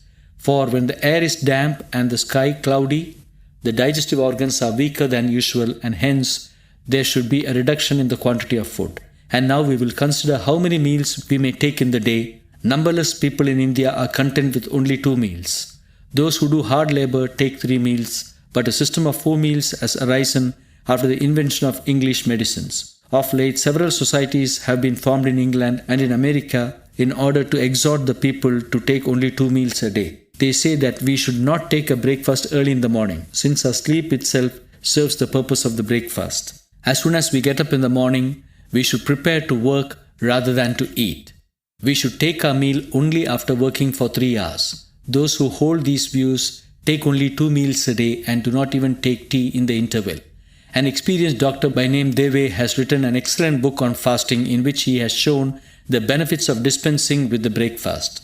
I can also say from my experience that there is absolutely no need to eat more than twice for a man who has passed the period of youth and whose body has attained its fullest growth. End of Chapter 6. Part 1, Chapter 7 of A Guide to Health. A Guide to Health by Mohandas Karamchand Gandhi. Translated by A. Rama Iyer. Chapter 7. Exercise. Exercise is as much of a vital necessity for man as air, water and food, in the sense that no man who does not take exercise regularly can be perfectly healthy. By exercise, we do not mean merely walking or games like hockey, football and cricket. We include under the term all physical and mental activity. Exercise, even as food, is an essential to the mind as to the body. The mind is much weakened by want of exercise as the body, and a feeble mind is indeed a form of disease. An athlete, for instance, who is an expert in wrestling cannot be regarded as a really healthy man unless his mind is equally efficient. As already explained, a sound mind in a sound body alone constitutes true health. Which then are those exercises which keep the body and the mind equally efficient? Indeed, nature has so arranged it that we can be engaged in physical as well as mental work at the same time. The vast majority of men on earth live by field labor. The farmer has to do strenuous bodily exercise at any cost, for he has to work for 8 or 10 hours or sometimes even more in order to earn his bread and clothing. And efficient labor is impossible unless the mind is also in good condition. He has to attend to all the many details of cultivation. He must have a good knowledge of soils and seasons and perhaps also of the movements of the sun, the moon and the stars. Even the ablest men will be beaten by the farmer in these matters. He knows the state of his immediate surroundings thoroughly well. He can find the directions by looking at the stars in the night and tell a great many things from the ways of birds and beasts. He knows, for instance, that rain is about to fall when a particular class of birds gather together and begin to make noise. He knows as much of the earth and the sky as is necessary for his work. As he has to bring up his children, he must know something of Dharma Sastra. Since he lives under the broad open sky, he easily realizes the greatness of God. Of course, all men cannot be farmers, nor is this book written for them. We have, however, described the life of the farmer as we are convinced that is the natural life for man. To the extent to which we deviate from these natural conditions must we suffer in health. From the farmer's life, we learn that we should work for at least 8 hours a day, and it should involve mental work as well. Merchants and others leading a sedentary life have indeed to do some mental work, but their work is too one-sided and too inadequate to be called exercise. For such people, the wise men of the West have devised games like cricket and football and such minor games as are played at parties and festive gatherings. As for mental work, the reading of such books as involve no mental strain is prescribed. No doubt these games do give exercise to the body, but it is a question if they are equally beneficial to the mind. How many of the best players of football and cricket are men of superior mental powers? What have we seen of the mental equipment of those Indian princes who have earned a distinction as players? On the other hand, how many of the ablest men care to play these games? We can affirm from our experience that there are very few players among those who are gifted with great mental powers. The people of England are extremely fond of games, but their own poet Kipling speaks very disparagingly of the mental capacity of the players. Here in India, however, we have chosen quite a different path. Our men do arduous mental work but give little or no exercise to the body. Their bodies are enfeebled by excessive mental strain, and they fall a prey to serious diseases, and just when the world expects to benefit by their work, they bid it eternal farewell. Our work should be neither exclusively physical nor exclusively mental, nor such as ministers merely to the pleasure of the moment. The ideal kind of exercise is that which gives vigor to the body as well as to the mind. Only such exercise can keep a man truly healthy, and such a man is the farmer. But what shall he do who is no farmer? The exercise which games like the cricket give is too inadequate, and something else has to be devised. The best thing for ordinary men would be to keep a small garden near the house and work in it for a few hours every day. Some may ask, what can we do if the house we live in be not our own? This is a foolish question to ask, for whoever may be the owner of the house, he cannot object to his ground being improved by digging and cultivation. And we shall have the satisfaction of feeling that we have helped to keep somebody else's ground neat and clean. Those who do not find time for such exercise, or who may not like it, may resort to walking, which is the next best exercise. Truly has this been described as the queen of all exercises. The main reason why our sadhus and fakirs are strong as a class is that they go about from one of the country to the other only on foot. Thoreau, the great American writer, has said many remarkable things on walking as an exercise. He says that the writings of those who keep indoors and never go out into the open air will be as weak as their bodies. Referring to his own experience, he says that all his best works were written when he was walking the most. He was such an inveterate walker that 4 or 5 hours a day was quite an ordinary thing for him. Our passion for exercise should become so strong that we cannot bring ourselves to dispense with it on any account. We hardly realize how weak and futile is our mental work when accompanied by hard physical exercise. Walking gives movement to every portion of the body and ensures vigorous circulation of the blood, for when we walk fast, fresh air is inhaled into the lungs. Then there is the inestimable joy that natural objects give us, the joy that comes from a contemplation of the beauties of nature. It is of course useless to walk along the lanes and streets or to take the same path every day. We should go out into the fields and forests where we can have a taste of nature. Walking a mile or two is no walking at all. At least 10 or 12 miles are necessary for exercise. Those who cannot walk so much every day can at least do so on Sundays. Once a man who was suffering from indigestion went to the doctor to take medicine. He was advised to walk a little every day, but he pleaded that he was too weak to walk at all. Then the doctor took him into his carriage for a drive. On the way he deliberately dropped his whip, and the sick man out of courtesy got down to take it. The doctor, however, drove on without waiting for him, and the poor man had to trudge behind the carriage. When the doctor was satisfied that he had walked long enough, he took him into the carriage again and explained that it was a device adopted to make him walk. As the man had begun to feel hungry by this time, he realized the value of the doctor's advice and forgot the affair of the whip. He then went home and had a hearty meal. Let those who are suffering from digestion and kindred diseases try for themselves, and they will at once realize the value of walking as an exercise. End of Chapter 7. Part 1, Chapter 8 of A Guide to Health. A Guide to Health by Mohandas Karamchand Gandhi. Translated by A. Rama Iyer. Chapter 8. Dress. Dress is also a matter of health to a certain extent. European ladies, for instance, have such queer notions of beauty that their dress is contrived with a view to straightening the waist and the feet, which in its turn leads to several diseases. The feet of Chinese women are deliberately straightened to such an extent that they are smaller even than the feet of our little children, and as a result their health is injured.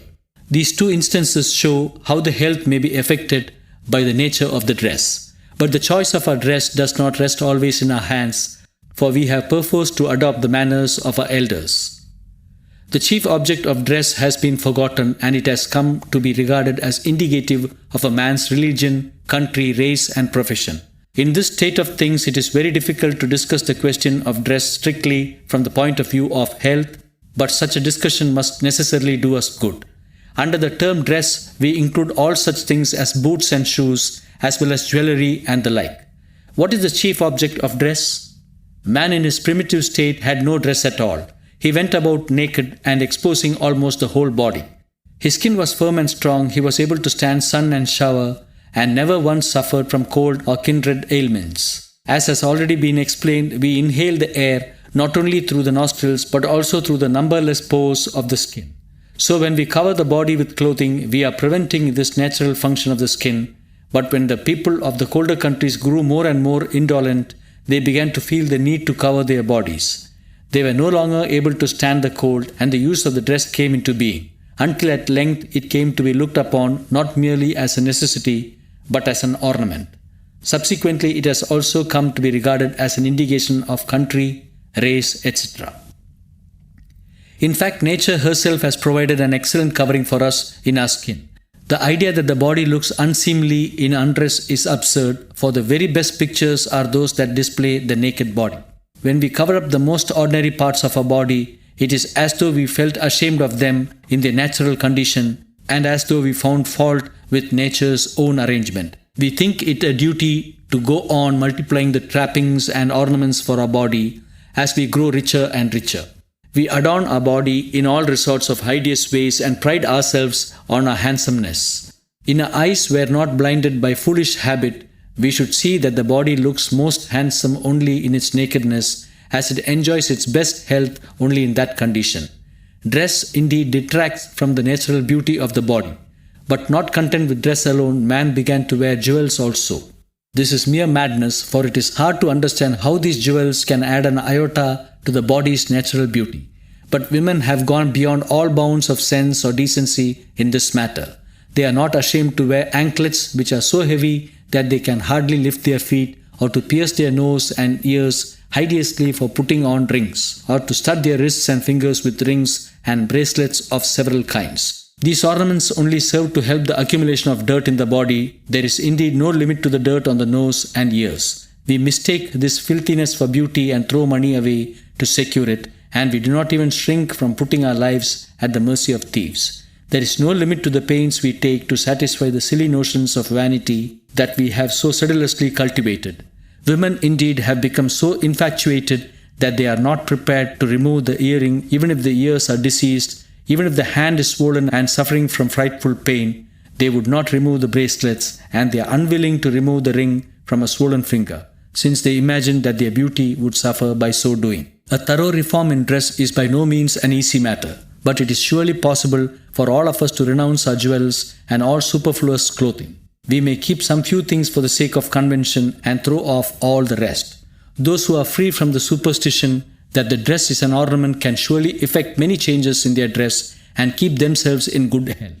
Nowadays, the notion has gained ground that European dress is necessary for maintaining our decency and prestige. This is not the place to discuss this question in detail. Here, it will be enough to point out that although the dress of Europeans might be good enough for the cold countries of Europe, it is hopelessly unsuited to India. Indian dress alone can be good for Indians, whether they be Hindu or Mussulman. Our dress being loose and open, air is not shut out, and being white, for the most part, it does not absorb the heat. Black dress feels hot since all the sun's rays are absorbed into it and in its turn into the body. The practice of covering the head with the turban has become quite common with us. Nevertheless, we should try to keep the head bare as far as possible. To grow the hair and to dress it by combing and brushing, parting in the middle and so on is nothing short of barbarous. Dust and dirt as well as nits and lice accumulate in the hair, and if a boil were to arise in the head, it cannot be properly treated. Especially for those who use a turban, it would be stupid to grow the hair. The feet also are common agents of disease. The feet of those who wear boots and shoes grow dirty and begin to exude a lot of stinking perspiration. So great is the stink that those who are sensitive to smells will hardly be able to stand by the side of one who is removing his shoes and socks. Our common names for the shoes speak of it as the protector of the feet and the enemy of the thorn, showing that shoes should be worn only when we have to walk along a thorny path or over very cold or hot ground, and that only the soles should be covered and not the entire feet. And this purpose is served excellently well by the sandal. Some people who are accustomed to the use of shoes often suffer from headaches, of pain in the feet, or weakness of the body. Let them try the experiment of walking with bare feet, and then they will at once find out the benefit of keeping the feet bare and free from sweat by exposure to the air. End of dress. Part 1, Chapter 9 of A Guide to Health. A Guide to Health by Mohandas Karamchand Gandhi. Translated by A. Rama Iyer. Chapter 9, Sexual Relations. I would specially request those who have carefully read through the book so far to read through this chapter with even greater care and ponder well over its subject matter. There are still several more chapters to be written, and they will, of course, be found useful in their own way. But not one of them is nearly as important as this. As I have already said, there is not a single matter mentioned in this book which is not based on my personal experience or which I do not believe to be strictly true. Many are the keys to health, and they are all quite essential, but the one thing needful above all others is brahmacharya. Of course, pure air, pure water and wholesome food do contribute to health. But how can we be healthy if we expend all the health that we acquire? How can we help being paupers if we spend all the money that we earn? There can be no doubt that men and women can never be virile or strong unless they observe true brahmacharya. What do we mean by brahmacharya? We mean by it that men and women should refrain from enjoying each other. This is to say, they should not touch each other with a carnal thought. They should not think of it even in their dreams. Their mutual glances should be free from all suggestion of carnality. The hidden strength that God has given us should be conserved by rigid self-discipline and transmitted into energy and power, not merely by body, but also of mind and soul. But what is the spectacle that we actually see around us? Men and women, old and young without exception, are seen entangled in the coils of sensuality. Blinded by lust, they lose all sense of right and wrong. I have myself seen even boys and girls behaving like madmen under its fatal influence. I too have behaved likewise under similar influences, and it could not well be otherwise. For the sake of momentary pleasure, we sacrifice in an instant all the stock of vitality that we have accumulated. The infatuation over, we find ourselves in a miserable condition. The next morning we feel hopelessly weak and tired, and the mind refuses to do its work. Then we try to remedy the mischief by taking all sorts of nervine tonics and put ourselves under the doctor's mercy for repairing the waste and for recovering the capacity for enjoyment. So the days pass and the years, until at length old age comes upon us and finds us utterly emasculated in body and in mind. But the law of nature is just the reverse of this. The older we grow, the keener should grow our intellect also. The longer we live, the greater should be our capacity to transmit the fruits of our accumulated experience to our fellow men.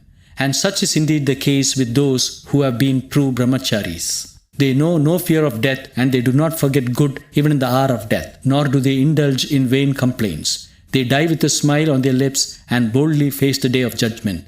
They are the true men and women, and of them alone can it be said that they have conserved their health. We hardly realize the fact that incontinence is the root cause of all the vanity, anger, fear, and jealousy in the world.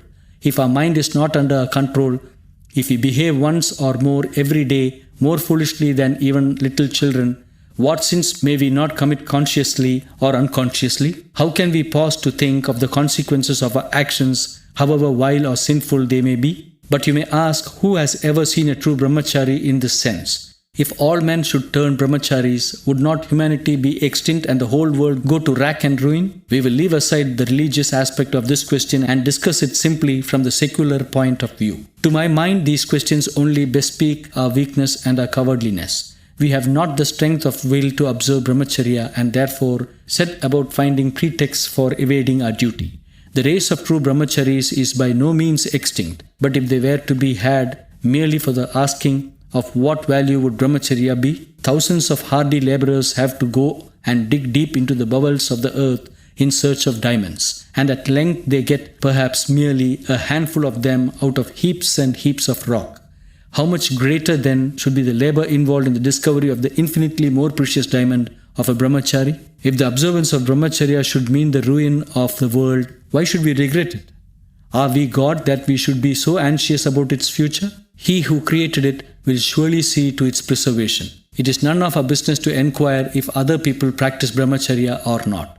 When we turn merchant or lawyer or doctor, do we ever pause to consider what the fate of the world would be if all men were to do likewise? The true brahmachari will, in the long run, discover for himself answers to such questions. But how can men engrossed by the cares of the material world put these ideas into practice? What shall the married people do? What shall they do to have children? And what shall be done by those people who cannot control their lust? The best solution for all such difficulties has already been given. We should keep this ideal constantly before us and try to approximate to it more and more to the utmost of our capacity. When little children are taught to write the letters of the alphabet, we show them the perfect shapes of the letters and they try to reproduce them as best they can. Just in the same way, if we steadily work up to the ideal of brahmacharya, we may ultimately succeed in realizing it. What if we have married already? The law of nature is that brahmacharya may be broken only when the husband and wife feel a strong desire for a child. Those who, remembering this law, violate brahmacharya once in 4 or 5 days cannot be said to be slaves to lust, nor can they appreciably lose their stock of vitality. But alas, how rare are those men and women who yield to sexual craving merely for the sake of an offspring? The vast majority, who may be numbered in thousands, turn to sexual enjoyment merely to satisfy their carnal passion, with the result that children are born to them quite against their will. In the madness of sexual passion, we give no thought to the consequences of our acts. In this respect, men are even more to blame than women. The man is blinded so much by his lust that he never cares to remember that his wife is weak and incapable of rearing a child. In the West, indeed, people have trespassed even against the claims of common decency. They indulge in sexual pleasures and devise measures in order to evade the responsibilities of parenthood. Many books have been written on this subject, and a regular trade is being carried on in providing the means of preventing conception. We are as yet free from this sin, but we do not shrink from imposing the heavy burden of maternity on our women. And we are not concerned even to find that our children are weak, impotent, and imbecile. Every time we get children, we bless Providence and so seek to hide from ourselves the wickedness of our acts. So, should we not rather deem it a sign of God's anger to have children who are weak, sensual, crippled, and impotent? Is it a matter for joy that mere boys and girls should have children? Is it not rather a curse of God? We all know that the premature fruit of a too young plant weakens the parent, and so we try all means of delaying the appearance of fruit. But we sing hymns of praise and thanksgiving to God when a child is born of a boy father and a girl mother. Could anything be more dreadful? Do we think that the world is going to be saved by the countless swarms of such impotent children endlessly multiplying in India or elsewhere in the world? Verily, we are in this respect far worse than even the lower animals. For the bull and the cow are brought together solely with the object of having a calf. Man and woman should regard it as a sacred duty to keep apart from the moment of conception up to the time when the child has ceased to suck its mother's breast. But we go on in our merry fashion, blissfully forgetful of this sacred obligation. This incurable disease enfeebles our mind and leads us to an early grave, after making us drag a miserable existence for a short while. Married people should understand the true function of marriage and should not violate the law of brahmacharya except with a view to having a child for the continuation of the race. But this is so difficult under our present conditions of life. Our diet, our ways of life, our common talk, and our environments are all equally calculated to rouse and keep alive our sensual appetite, and sensuality is like a poison eating into our vitals. Some people may doubt the possibility of our being able to free ourselves from this bondage. This book is written not for those who go about with such doubtings of heart, but only for those who are really in earnest and who have the courage to take active steps for their improvement. Those who are quite content with their present abject condition may even be offended to read all this, but I hope this will be of some service to those who are heartily disgusted with their own miserable existence. From all that has been said, it follows that those who are still unmarried should try to remain so, but if they cannot help marrying, they should do so as late as possible. Young men, for instance, should take a vow to remain unmarried till the age of 25 or 30. We shall not explain here all the benefits other than physical that result from this, but those who want to enjoy them can do so for themselves. We request to those parents who may read these pages is that they should not tie a millstone round the necks of their sons by marrying them in their teens. They should look also to the welfare of their sons and not only to their own interests. They should throw aside all silly notions of caste pride or respectability and cease to indulge in such heartless practices. Let them rather, if they are true well-wishers of their children, look to their physical, mental and moral improvements. What greater disservice can they do to their sons than compelling them to enter upon a married life with all its tremendous responsibilities and cares even while they are mere boys? Then again, the true laws of health demand that the man that loses his wife, as well as the woman that loses her husband, should remain single ever after. There is a difference of opinion among doctors as to whether young men and women need ever let their vital fluid escape, some answering the question in the affirmative, others in the negative. But this cannot justify our taking advantage of it for sensual enjoyment. I can affirm without the slightest hesitation from my own experience as well as that of others that sexual enjoyment is not only not necessary for the preservation of health, but is positively detrimental to it. All the strength of body and mind that has taken long to acquire is lost together by the escape of the vital fluid, and it takes a long time to regain this lost strength, and even then there is no saying that it can be thoroughly recovered. A broken vessel may be made to do its work after mending, but it can never be anything but a broken vessel. As has already been pointed out, the preservation of a vitality is impossible without pure air, pure water, pure and wholesome food, as well as pure thoughts. So vital indeed is the relation between our health and the life that we lead that we can never be perfectly healthy unless we lead a clean life. The earnest man who, forgetting the errors of the past, begins to live a life of purity will be able to reap the fruit of it straightaway. Those who have practiced true brahmacharya even for a short period will have seen how their body and mind improve steadily in strength and power, and they will not at any cost be willing to part with this treasure. I have myself been guilty of lapses even after having fully understood the value of brahmacharya, and have of course paid dearly for it. I am filled with shame and remorse when I think of the terrible contrast between my condition before and after these lapses. But from the errors of the past I have now learned to preserve this treasure intact, and I fully hope with God's grace to continue to preserve it in the future.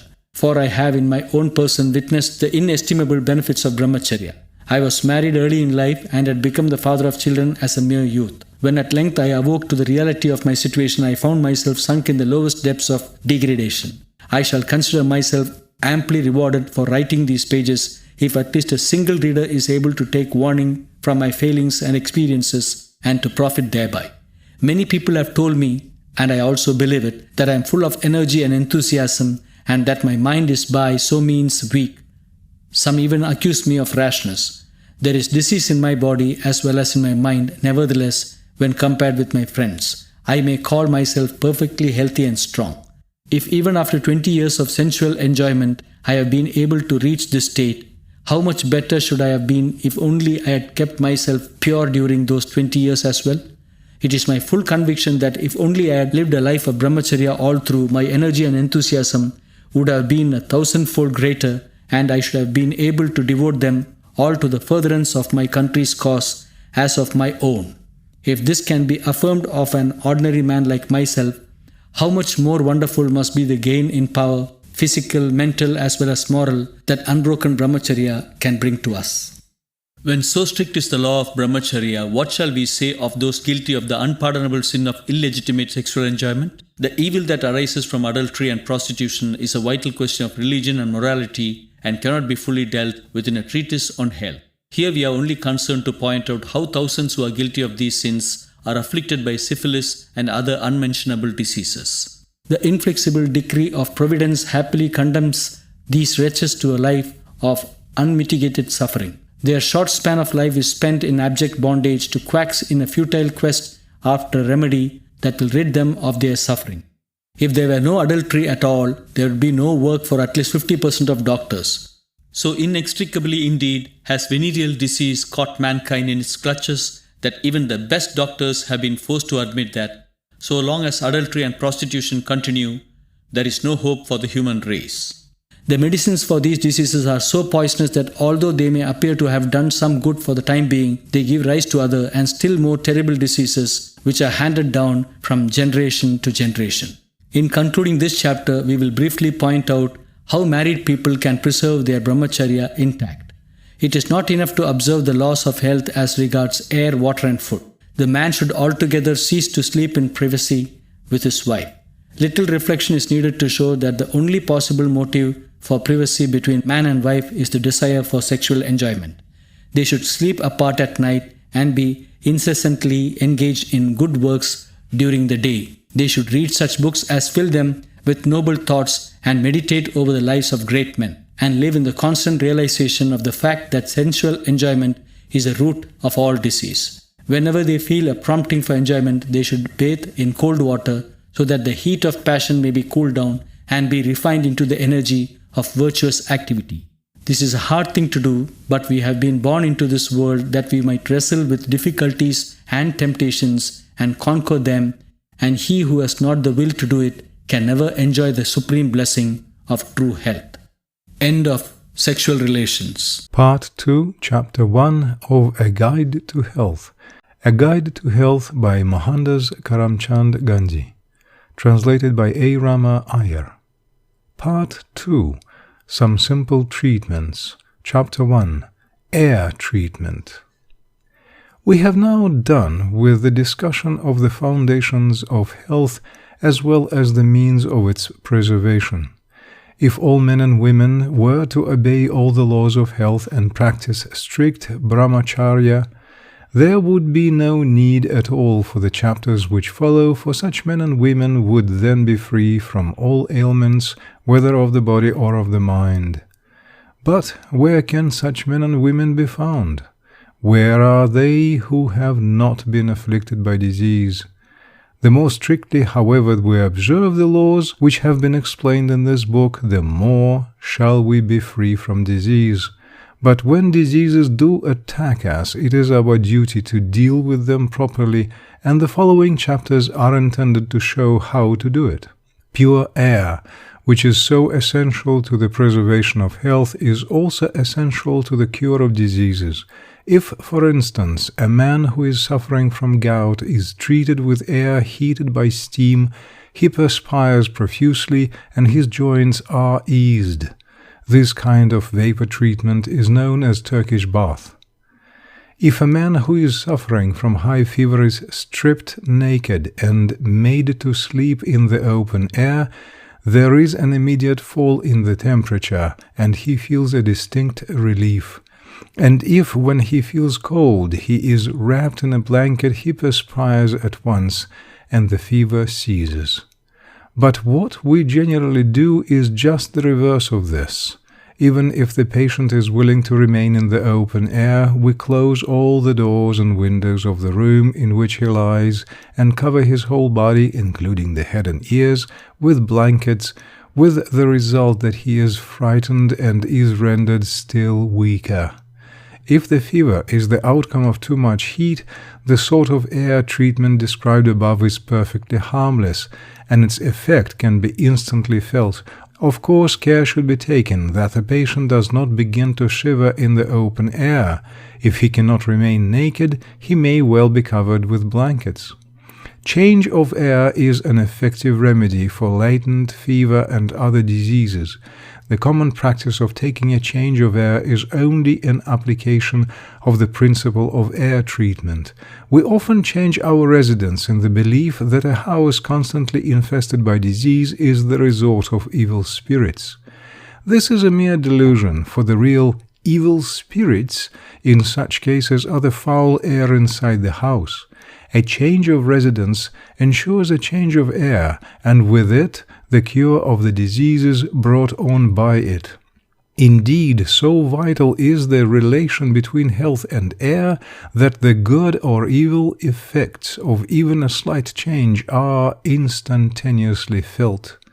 For a change of air, the rich can afford to go to distant places, but even the poor can go from one village to another, or at least from one house to another. Even a change of room in the same house often brings great relief to a sick man. But of course, care should be taken to see that the change of air is really for the better. Thus, for instance, a disease that has been brought on by damp air cannot be cured by a change to a damper locality. It is because sufficient attention is not paid to simple precautions like this that a change of air is often so ineffectual. This chapter has been devoted to some simple instances of the application of air to the treatment of disease, while the chapter on air in part 1 of this book contains a general consideration of the value of pure air to health. Hence, I would request my readers to read these two chapters side by side. End of chapter 1. Part 2, Chapter 2 of A Guide to Health. A Guide to Health by Mohandas Karamchand Gandhi. Translated by A. Rama Iyer. Chapter 2. Water Cure. Since air is invisible, we cannot perceive the wonderful way in which it does its work. But the work of water and its curative effects can be easily seen and understood. All people know something of the use of steam as a curative agent. We often employ it in cases of fever, and very often severe headaches can be cured only by its application. In cases of rheumatic pain in the joints, rapid relief is obtained by the use of steam, followed by a cold bath. Boils and ulcers not cured by simple dressing with ointments can be completely healed by the application of steam. In case of extreme fatigue, a steam bath or a hot water bath immediately followed by a cold bath will be found very effective. So too, in cases of sleeplessness, instant relief is often obtained by sleeping in the open air after a steam bath, followed by a cold bath. Hot water can always be used as a substitute for steam. When there is severe pain in the stomach, instant relief is obtained by warming with a bottle filled with boiling water placed over a thick cloth wrapped around the waist. Whenever there is a desire to vomit, it can be done by drinking plenty of hot water. Those who are suffering from constipation often derive great benefit by drinking a glass of hot water either at bedtime or soon after rising and cleaning the teeth in the morning.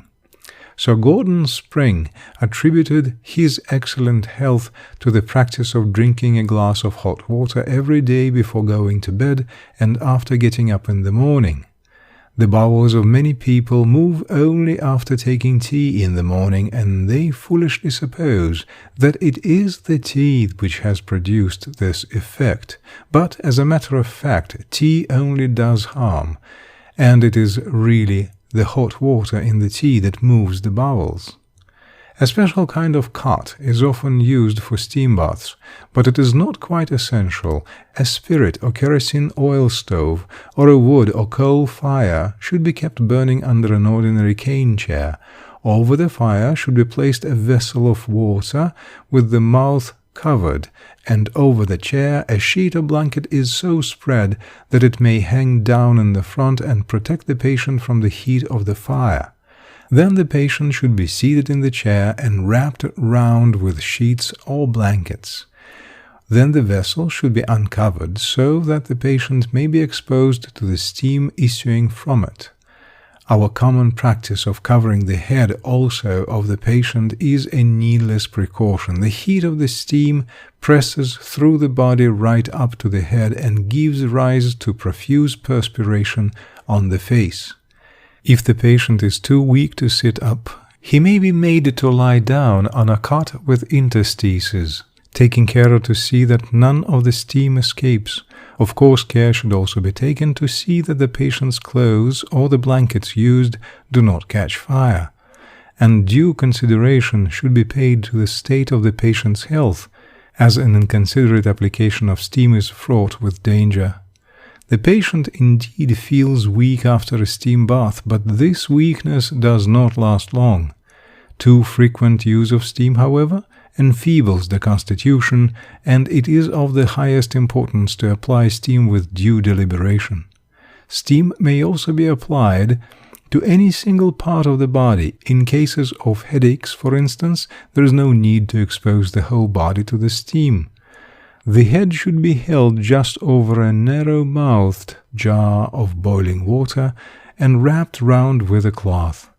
Then the steam should be inhaled through the nose so that it may ascend into the head.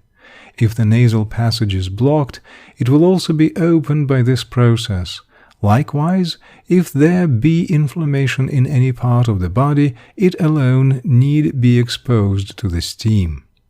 Very few realize the curative value of cold water, in spite of the fact that it is even more valuable in this respect than hot water, and can be made use of by even the weakest persons.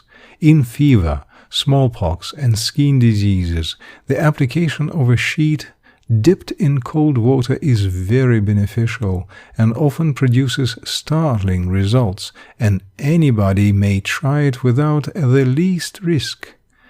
Dizziness or delirium can be instantly relieved by tying round the head a cloth dipped in melted ice. People suffering from constipation often derive great benefits by tying round the stomach for some time a piece of cloth dipped in melted ice. Involuntary seminal discharges can also be often prevented by the same means. Bleeding in any part of the body may be stopped by the application of a bandage dipped in ice-cold water. Bleeding from the nose is stopped by pouring cold water over the head. Nasal diseases, cold and headache, may be cured by drawing pure cold water up the nose. The water may be drawn through one nostril and discharged through the other, or drawn through both nostrils and discharged through the mouth. There is no harm in the water going even into the stomach, provided the nostrils are clean. And indeed, this is the best way to keep the nostrils clean. Those who are unable to draw the water up the nostrils may use a syringe, but after a few attempts it can be done quite easily. All should learn to do this, since it is very simple and at the same time a most effective remedy against headaches, bad smells in the nose, as well as dirty accumulations in the nasal passage. Many people are afraid of taking an enema, and some even think that the body is weakened by it. But such fears are baseless. There is no more effective means of producing an instant evacuation of the bowels. It has proved effective in many diseases where all other remedies have been futile. It thoroughly cleans the bowels and prevents the accumulation of poisonous matter. If those who suffer from rheumatic complaints, or indigestion, or pains caused by an unhealthy condition of the bowels, take an enema of 2 pounds of water, they would see how instantaneous is its effect.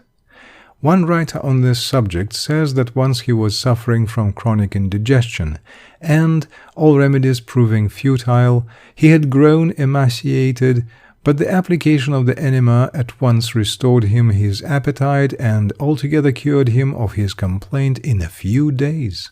Even ailments like jaundice can be cured by the application of the enema.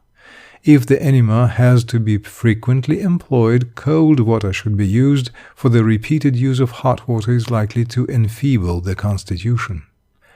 Dr. Louis Kuhne of Germany has, after repeated experiments, arrived at the conclusion that water cure is the best for all diseases. His books on this subject are so popular that they are now available in almost all the languages of the world, including those of India. He contends that the abdomen is the seat of all diseases. When there is too much heat in the abdomen, it manifests itself in the form of fever, rheumatism, eruptions on the body, and the like. The efficacy of water cure had indeed been recognized by several people long before Kuhne, but it was he who for the first time pointed out the common origin of all diseases. His views need not be accepted by us in their entirety, but it is an undoubted fact that his principles and methods have proved effective in many diseases. To give only one instance out of many that have come within my experience, in a bad case of rheumatism, a thorough cure was effected by Kuhne's system, after all other remedies had been tried and had proved utterly ineffectual. Dr. Kuhne holds that the heat in the abdomen abates by the application of cold water and has therefore prescribed the bathing of the abdomen and the surrounding parts with thoroughly cold water. And for the greater convenience of bathing, he has devised a special kind of tin bath. This, however, is not quite indispensable. The tin tubs of an oval shape and of different sizes to suit people of different heights, available in our bazaars, will do equally well. The tub should be filled 3/4 with cold water, and the patient should seat himself in it in such a fashion that his feet and the upper part of the body remain outside the water, and the rest of the body up to the hips inside it. The feet may preferably be placed on a low footstool. The patient should sit in the water quite naked, but if he feels cold, the feet and the upper part of the body should be covered with a blanket. If a shirt is worn, it should be kept entirely outside the water. The bath should be taken in a room where there is plenty of fresh air and light. The patient should then slowly rub, or cause to be rubbed, the abdomen with a small rough towel from 5 to 30 minutes or more. The effect is instantly felt in most cases. In cases of rheumatism, the wind in the stomach escapes in the form of eructations and the like, and in cases of fever, the thermometer falls by 1 or 2 degrees. The bowels are readily cleaned by this process, fatigue disappears, sleeplessness is removed, and extreme drowsiness gives place to vigor. This contrariness of result is more apparent than real. For want of sleep and the excess of it are both brought on by the same cause. So too dysentery and constipation, which are both the outcome of indigestion, are cured by this method. Piles of long standing can also be got rid of by this bath with proper regulation of diet. Those who are troubled by the necessity of constant spitting should at once resort to this treatment for a cure. By its means the weak can become strong, and even chronic rheumatism has been cured by it. It is also an effective remedy for hemorrhages, headaches, and blood poisoning. Kuhne prescribes it as an invaluable remedy even for diseases like the cancer. A pregnant woman who takes to it regularly will have an easy childbirth. In short, all persons, without distinction of age or sex, can take to it with advantage. There is another kind of bath, known as the wet sheet pack, which is an unfailing remedy for various diseases. This bath is taken in the following manner. A table or chair is placed in the open air big enough to allow of the patient lying on it at full length. On it are spread, hanging on either side, some 4 blankets, less or more according to the state of the weather. Over them are spread 2 white thick sheets well dipped in cold water, and a pillow is placed under the blankets at one end. Then the patient is stripped naked, with the exception of a small waistcloth, if he so wishes, and made to lie down on the sheets, with his hands placed in the armpits. Then the sheets and blankets are, one after another, wrapped round his body, taking care that the parts hanging under the feet are well tucked in, so as to cover them. If the patient is exposed to the sun, a wet cloth is put over his head and face, keeping the nose always open. At first the patient will experience some shivering, but this will soon give place to an agreeably warm sensation. He can lie in this position from 5 minutes to an hour or more. After a time he begins to perspire, or at times falls asleep. Soon after coming out of the sheets, he should bathe in cold water. This is an excellent remedy for smallpox and fever and skin diseases like the itch, the ringworm, and pimples and blotches. Even the worst forms of chickenpox and smallpox are completely cured by this process. People can easily learn to take the wet sheet pack themselves and to apply it to others, and can thus see for themselves its wonderful effect. As the whole dirt of the body sticks to the sheets in the process of taking this bath, they ought not be used again without being well washed in boiling water. Needless to say, the full benefit of these baths cannot be derived unless the rules already mentioned as to diet, exercise, and the like are strictly observed. If a rheumatic patient, for instance, were to take to Kuhne's bath or to the wet sheet pack, while eating unwholesome food, living in impure air, and neglecting his exercise, how can he possibly derive any good out of it? It is only when accompanied by strict observance of all the laws of health that water cure can be of any effect, and when so employed, its effects are sure and immediate. End of Chapter 2. Part 2, Chapter 3 of A Guide to Health. A Guide to Health by Mohandas Karamchand Gandhi. Translated by A. Rama, Iyer. Chapter 3. The Use of Earth. We will now proceed to describe the curative properties of earth, which are in some cases even more remarkable than those of water. That earth should have such properties need not cause us any surprise, for our own body is compounded of the earthly element. Indeed, we do make use of earth as a purifying agent. We wash the ground with earth to remove bad smells. We put it over decaying matter to prevent the pollution of the air. We wash our hands with it, and even employ it to clean the private parts. Yogis besmear their bodies with it. Some people use it as a cure for boils and ulcers, and dead bodies are buried in the earth so that they may not vitiate the atmosphere.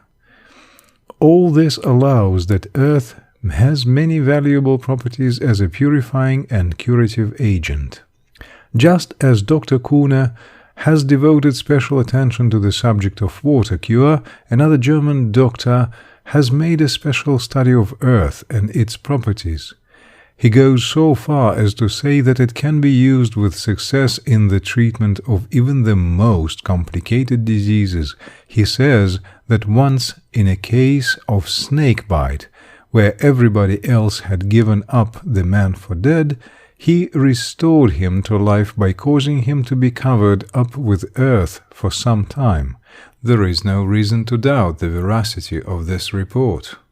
It is well known that the great heat is generated in the body by burying it in the earth, and although we cannot explain how exactly the effect is produced, it is undeniable that earth does possess the property of absorbing the poison.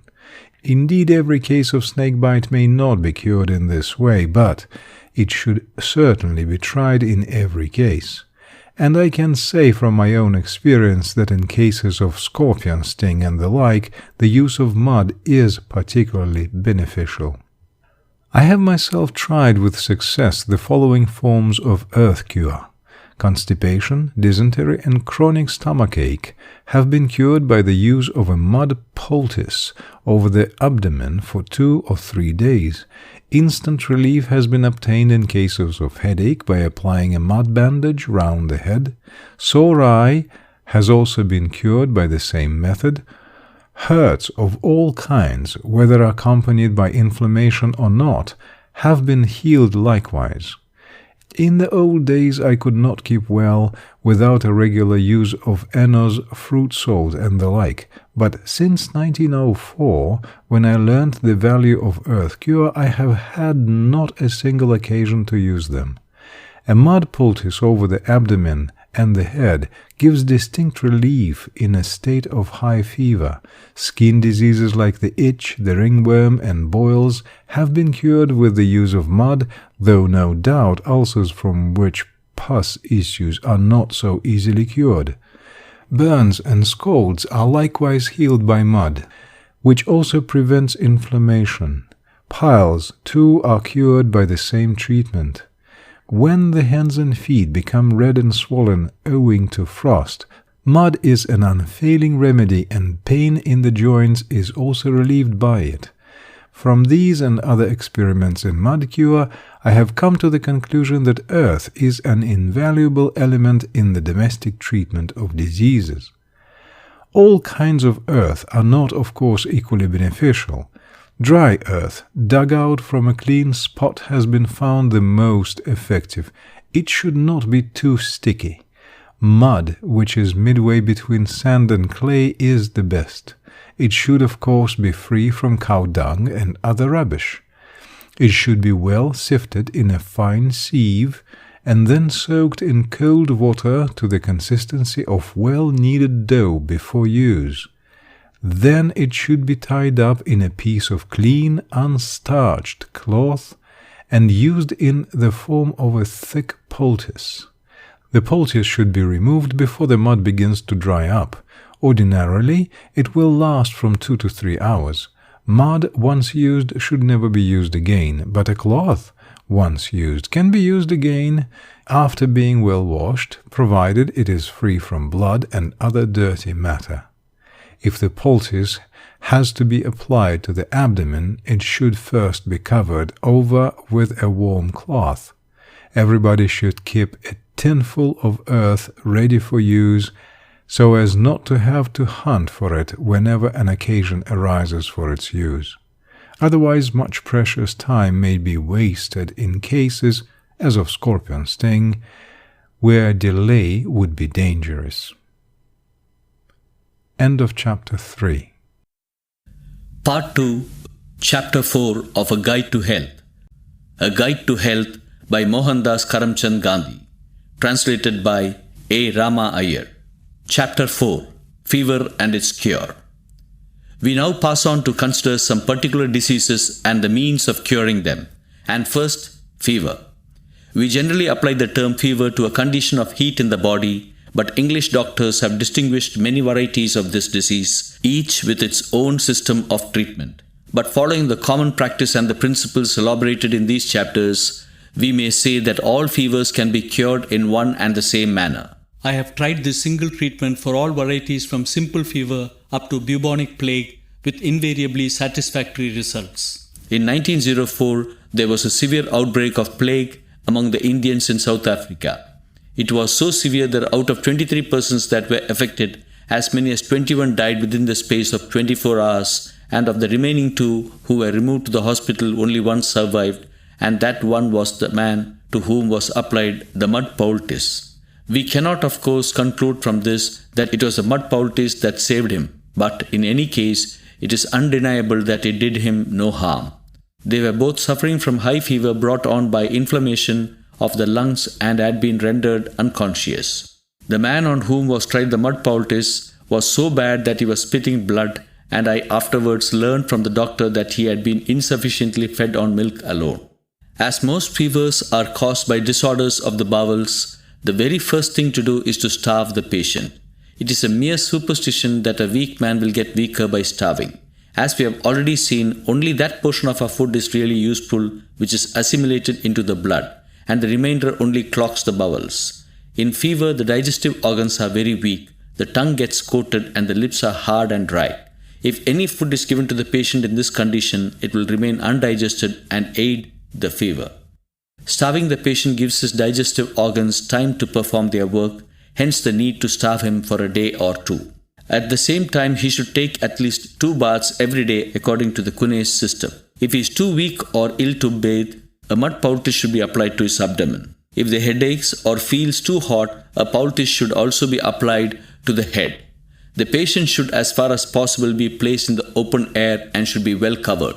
At meal time, he should be given the juice of lime well filtered and mixed with cold or boiling water, and if possible, without any sugar. This has a very beneficial effect and should alone be given if the patient's teeth can bear its sourness. Afterwards, he may be given a half or the whole of a plantain well mixed with a spoon of olive oil mixed with a spoon of lime juice. If he feels thirsty, he should be given water boiled or cooled or the juice of lime, never unboiled water. His clothes should be as few as possible and should be frequently changed. Even persons suffering from typhoid and the like diseases have been completely cured by this simple treatment and are enjoying perfect health at present. A seemingly cure may also be effected by quinine, but it really brings other diseases in its train. Even in malarial fever, in which quinine is supposed to be most effective, I have rarely seen it bring permanent relief. On the other hand, I have actually seen several cases of malarial patients being permanently cured by the treatment described above. Many people subsist on milk alone during fever, but my experience is that it really does harm in the initial stages as it is hard to digest.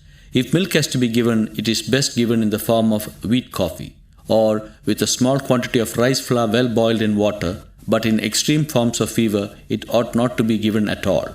In such a condition, the juice of lime may always be given with great success. As soon as the tongue gets clean, plantain may be included in the diet and given in the form described above. If there be constipation, a hot water enema with borax should be applied in preference to purgatives, after which a diet of olive oil will serve to keep the bowels free. End of Fever and its Cures. Part 2, Chapter 5 of A Guide to Health. A Guide to Health by Mohandas Karamchand Gandhi. Translated by A. Rama Iyer. Chapter 5. Constipation, Dysentery, Gripes and Piles. It may at first sight appear strange to have 4 different ailments put together in this chapter. But as a matter of fact, they are all so closely connected and may be cured more or less in the same way. When the stomach gets clogged by undigested matter, it leads to one or other of these diseases according to the varying constitutions of individuals. In some it produces constipation. The bowels do not move or move only partly, and there is a great straining at stools until it results in bleeding or at times in the discharge of mucus or piles. In others it leads to diarrhea, which often ends in dysentery. In others again, it may give rise to gripes accompanied by pain in the stomach and the discharge of mucus. In all these cases, the patient loses his appetite, his body gets pale and weak, his tongue gets coated, and his breath foul. Many also suffer from headache and other complaints. Constipation indeed is so common that hundreds of pills and powders have been invented to cure it. The chief function of such patent medicines as Mother's Seagull syrup and Eno's fruit salt is to relieve constipation, and hence thousands of people go in for them in the vain hope of being cured for good. Any Vaid or Hakim will tell you the constipation and the like are the result of indigestion, and that the best way to cure them is to remove the causes of indigestion, but the more candid among them will confess that they are forced to manufacture pills and powders since the patients are not really prepared to renounce their bad habits, but at the same time want to get cured. Indeed, the present-day advertisements of such medicines go to the extent of promising to those that would buy them that they need observe no directions as to diet and the like, but may eat and drink whatever they like. But my readers need not be told that this is a mere string of lies. All purgatives are invariably injurious to health. Even the mildest of them, even if they relieve the constipation, give rise to other forms of disease. If they should do any good at all, the patient should thoroughly change his way of life so as not to have to turn to purgatives again. Otherwise, there can be no doubt that they must give rise to new diseases, even supposing that they serve to get rid of the old. The first thing to do in cases of constipation and the like is to reduce the quantity of food, especially such heavy things as ghee, sugar, and cream of milk. Of course, he should eschew altogether wine, tobacco, bhang, tea, coffee, cocoa, and loaves made of milk flour. The diet should consist for the most part of fresh fruits with olive oil. The patient should be made to starve for 36 hours before treatment begins. During this time and after, mud poultices should be applied to the abdomen during sleep, and as has been already said, 1 or 2 kune baths should also be given. The patient should be made to walk for at least 2 hours every day. I have myself seen severe cases of constipation, dysentery, piles and gripes effectively cured by this simple treatment. Piles may not, of course, completely disappear, but they will certainly cease to give trouble. The sufferer from gripes should take special care not to take any food except lime juice in hot water, so long as there is discharge of blood or mucus. If there is excessive gripping pain in the stomach, it can be cured by warming with a bottle of hot water or a piece of well-heated brick. Needless to say, the patient should live constantly in the open air. Fruits like the French plum, the raisin, the orange and the grape are particularly useful in constipation. This does not, of course, mean that these fruits may be eaten even when there is no hunger. They ought not to be eaten at all cases of gripes accompanied by a bad taste in the mouth. End of Constipation, Dysentery, Gripes and Piles. Part 2, Chapter 6 of A Guide to Health. A Guide to Health by Mohandas Karamchand Gandhi. Translated by A. Rama Iyer. Chapter 6. Contagious Diseases. Smallpox. Now we will proceed to deal with the treatment of contagious diseases. They have a common origin, but since smallpox is by far the most important of them, we will give a separate chapter to it, dealing with the rest in another chapter. We are all terribly afraid of the smallpox and have very crude notions about it. We in India even worship it as a deity. In fact, it is caused, just like other diseases, by the blood getting impure owing to some disorder of the bowels, and the poison that accumulates in the system is expelled in the form of smallpox. If this view is correct, then there is absolutely no need to be afraid of smallpox. If it were really a contagious disease, everyone should catch it by merely touching the patient. But this is not always the case. Hence, there is really no harm in touching the patient, provided we take some essential precautions in doing so.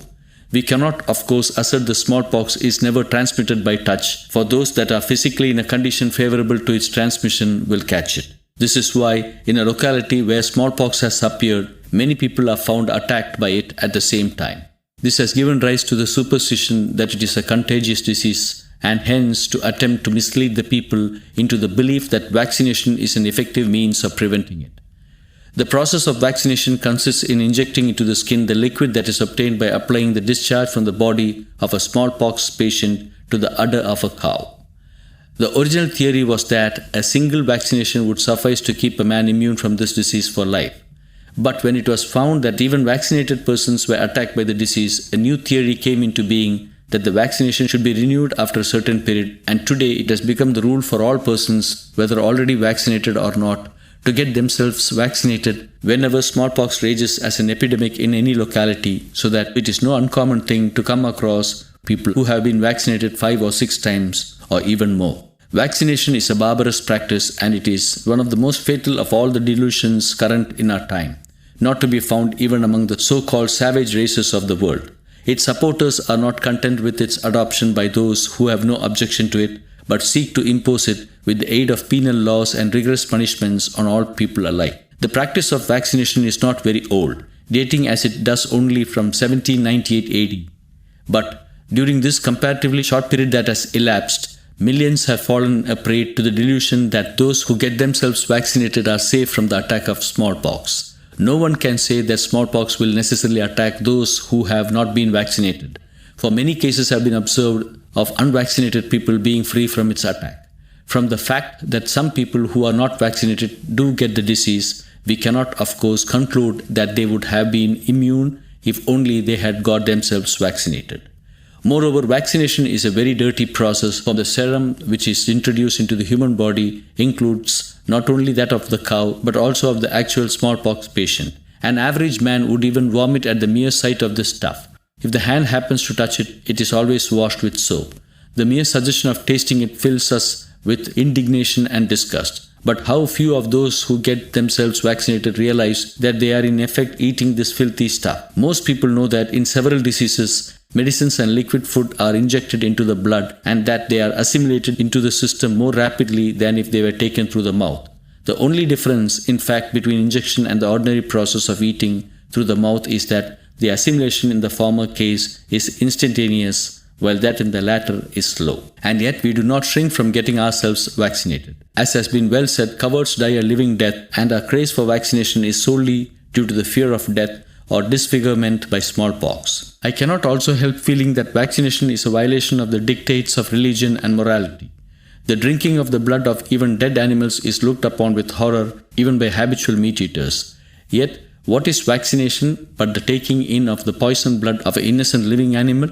Better far were it for God-fearing men that they should 1,000 times become the victims of smallpox and even die a terrible death than that they should be guilty of such an act of sacrilege. Several of the most thoughtful men in England have laboriously investigated the manifold evils of vaccination, and an anti-vaccination society has also been formed there. The members of this society have declared open war against vaccination, and many have even gone to gaol for this cause. Their objections to vaccination are briefly as follows. 1. The preparation of vaccine from the udder of cows or calves entails untold suffering on thousands of innocent creatures, and this cannot possibly be justified by any gains resulting from vaccination. 2. Vaccination, instead of doing good, works considerable mischief by giving rise to many new diseases. Even its advocates cannot deny that, after its introduction, many new diseases have come into being. 3. The vaccine that is prepared from the blood of a smallpox patient is likely to contain and transmit the germs of all the several diseases that he may be suffering from. 4. There is no guarantee that smallpox will not attack the vaccinated. Dr. Jenner, the inventor of vaccination, originally supposed that perfect immunity could be secured by a single injection on a single arm. But when it was found to fail, it was asserted that vaccination on both arms would serve the purpose. And when even this proved ineffectual, it came to be held that both the arms should be vaccinated at more than one place and that it should also be renewed once in 7 years. Finally, the period of immunity has further been reduced to 3 years. All this clearly shows that doctors themselves have no definite views on the matter. The truth is, as we have already said, that there is no saying that smallpox will not attack the vaccinated, or that all cases of immunity must needs be due to vaccination. 5. The vaccination is a filthy substance, and it is foolish to expect that one kind of filth can be removed by another. By these and similar arguments, this society has already produced a large volume of public opinion against vaccination. In a certain town, for instance, a large proportion of the people refuse to be vaccinated, and yet statistics prove that they are singularly free from disease. The fact of the matter is that it is only the self-interest of doctors that stands in the way of the abolition of this inhuman practice, for the fear of losing the large incomes that they at present derive from this source blinds them to the countless evils which it brings. There are, however, a few doctors who recognize these evils and who are determined opponents of vaccination. Those who are conscientious objectors to vaccination should, of course, have the courage to face all penalties and persecutions to which they may be subjected by law and stand alone, if need be, against the whole world in defense of their conviction. Those who object to it merely on the grounds of health should acquire complete mastery of the subject and should be able to convince others of the correctness of their views and convert them into adopting those views in practice. But those who have neither definite views on the subject nor courage enough to stand up for their convictions should no doubt obey the laws of the state and shape their conduct in deference to the opinions and practices of the world around them. Those who object to vaccination should observe all the more strictly the laws of health already explained, for the strict observance of these laws ensures in the system those vital forces which counteract all disease germs and is therefore the best protection against smallpox as well as other diseases. If, while objecting to the introduction of the poisonous vaccine into the system, they surrendered themselves to the still more fatal poison of sensuality, they would undoubtedly forfeit their right to ask the world to accept their views on the matter. When smallpox has actually appeared, the best treatment is the wet sheet pack, which should be applied 3 times a day.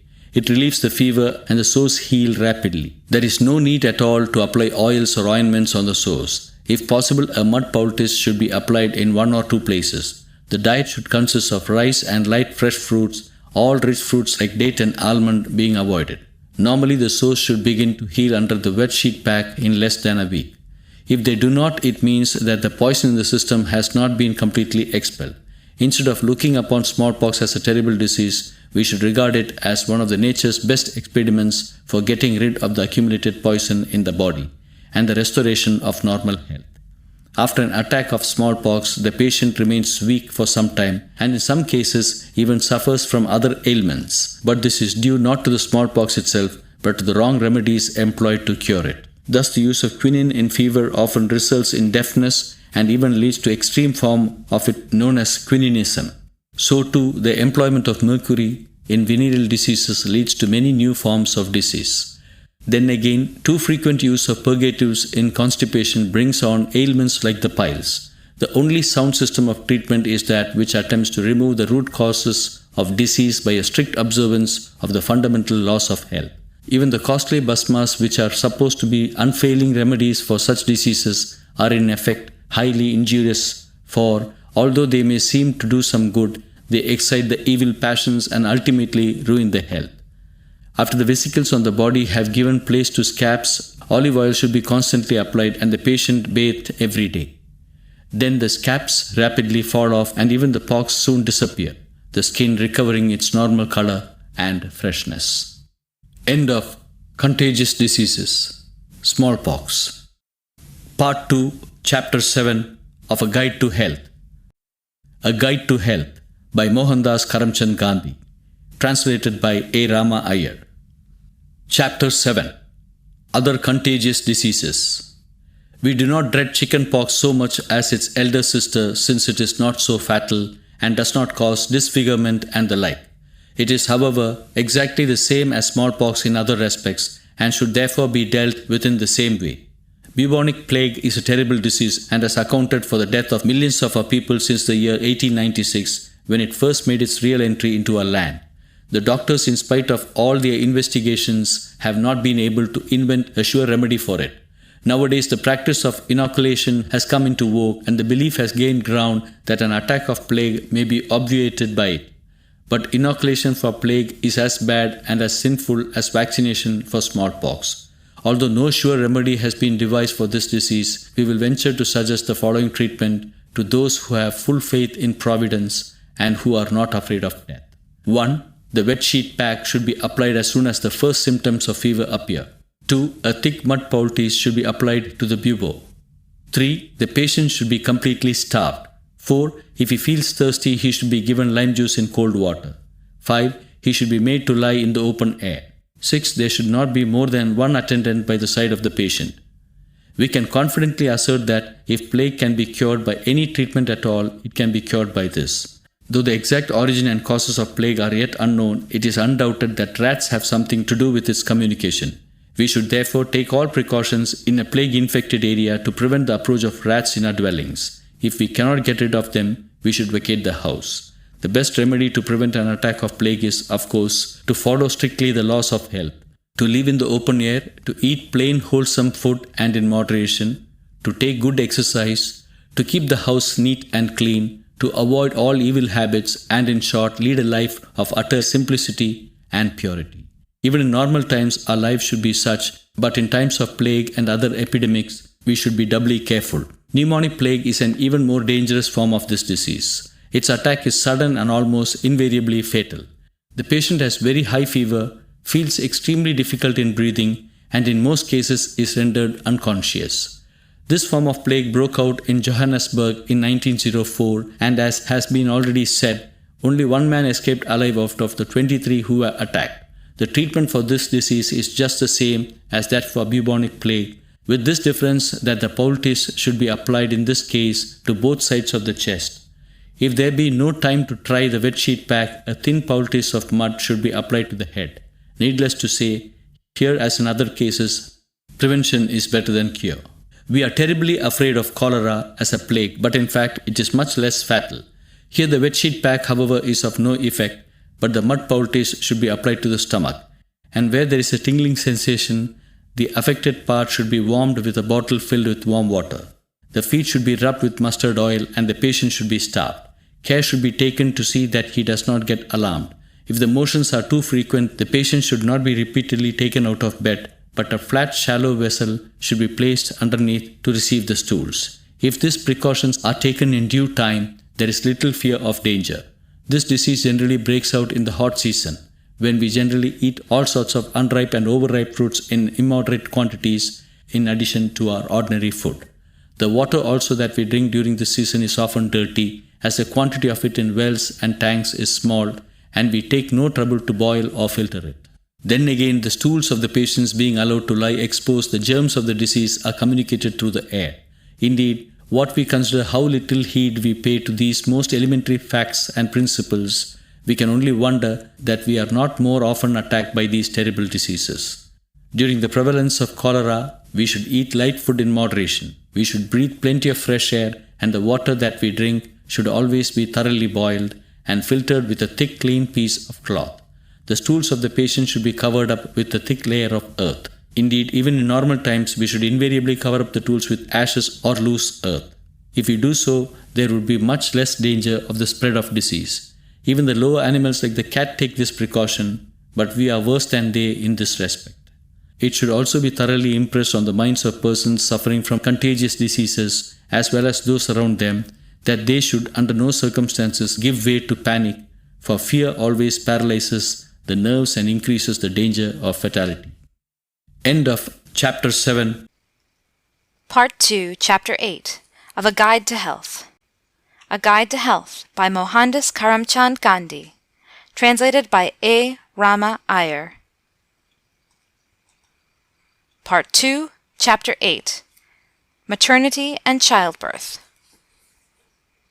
Our object in the foregoing chapters has been to point out the unity of origin and treatment of some of the more common diseases.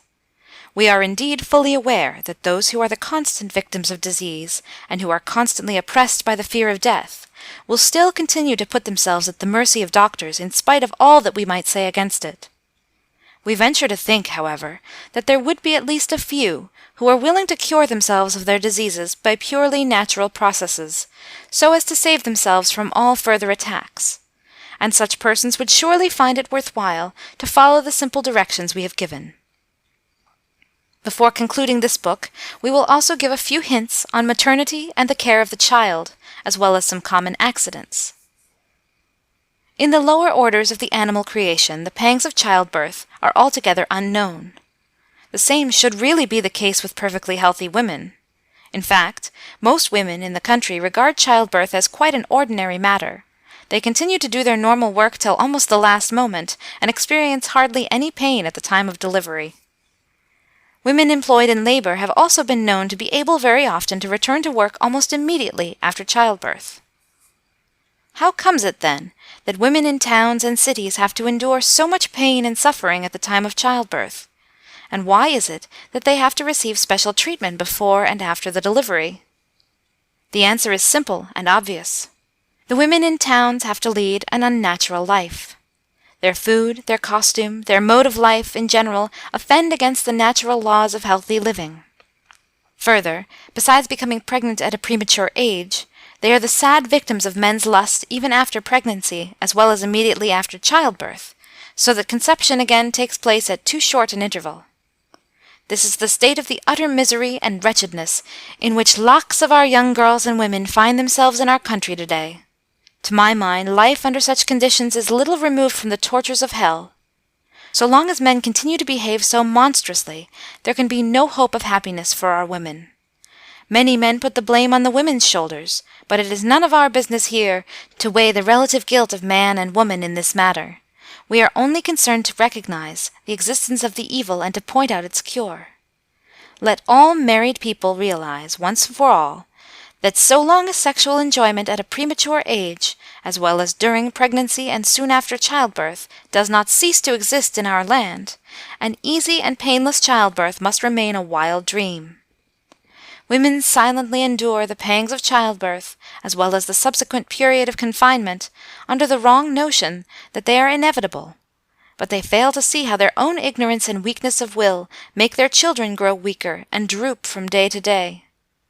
It is the clear duty of every man and woman to try to avert this calamity at any cost. If even a single man and woman should do their duty in this matter, to that extent it would mean the elevation of the world. And this is clearly a matter in which no man need or should wait for another's example. It follows, then, that the very first duty of the husband is wholly to abstain from all sexual intercourse with the wife from the moment of conception. And great is the responsibility that rests on the wife during the 9 months that follow. She should be made to realize that the character of the child to be born will depend entirely on her life and conduct during this sacred period. If she fills her mind with love for all things that are good and noble, the child will also manifest the same disposition. If, on the other hand, she gives way to anger and other evil passions, her child will necessarily inherit the same. Hence, in these 9 months she should engage herself constantly in good works, free her mind from all fear and worry, give no room for any evil thoughts or feelings, keep out all untruth from her life, and waste not a moment in idle talk or deed. The child that is born of such a mother, how can it help being noble and strong? The pregnant woman should, of course, keep her body as pure as her mind. She should breathe plenty of fresh air, and eat only so much of plain and wholesome food as she can easily digest. If she attends to all the directions already given in the matter of diet, etc., she would have no need at all to seek the aid of doctors. If she suffers from constipation, the proportion of olive oil in the diet should be increased, and in cases of nausea or vomiting, she should take a juice of a lime in water without sugar. All spices and condiments should be scrupulously avoided. The yearning for various new things that attends a woman in pregnancy may be restrained by the use of kuna baths. This is also useful in increasing her strength and vitality and in easing the pains of childbirth. It is also necessary to steel her mind against such yearnings by nipping in the bud each desire as it comes. The parents should be constantly mindful of the welfare of the child in the womb. It is also the husband's duty during this period to refrain from all wranglings with his wife, and to conduct himself in such a way as to make her cheerful and happy. She should be relieved of the heavier duties of household management, and made to walk for some time every day in fresh air. And on no account should she be given any drugs or medicines during the period. End of Part 2, Chapter 8. Part 2, Chapter 9 of A Guide to Health. A Guide to Health by Mohandas Karamchand Gandhi. Translated by A. Rama Iyer. Part 2, Chapter 9. Care of the Child. We do not propose in this chapter to describe the duties of a midwife or wet nurse, but only to point out how the child should be cared for after birth. Those who have read the foregoing chapters need not be told how injurious it is to keep the mother, during the period of confinement, in a dark and ill-ventilated closet, and to make her lie on a dirty bed with a fire underneath. These practices, however time-honored they may be, are nevertheless fraught with dangerous consequences. No doubt, during the cold season the mother should be kept warm, but this is best done by using good blankets. If the apartment is too cold and a fire has to be kept, it must be lighted outside and only brought in when all the smoke has disappeared, and even then it should not be kept under the cot in which she lies. Warmth may also be given by keeping bottles of hot water on the bed. All the clothes and sheets should be thoroughly cleansed after childbirth and before being used again. As the health of the child will depend entirely on that of the mother, special attention must be paid to her diet and mode of living. If she is fed on wheat, with plenty of good fruits, like the plantain, and olive oil, she would feel warm and strong and have plenty of milk. Olive oil gives aperient properties to the mother's milk, and thus serves to keep the child free from constipation.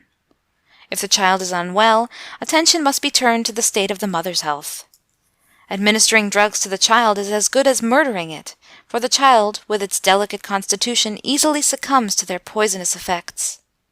Hence, the medicine should be administered to the mother, so that its beneficial properties may be transmitted to the child through her milk.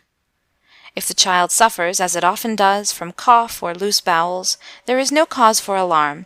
We should wait for a day or so and try to get at the root of the trouble, and then remove it. Making fuss over it and falling into a panic only makes matters worse. The child should invariably be bathed in tepid water. Its clothing should be as little as possible. For a few months it is best to have none at all. The child should be laid on a thin, soft, white sheet and covered with a warm cloth.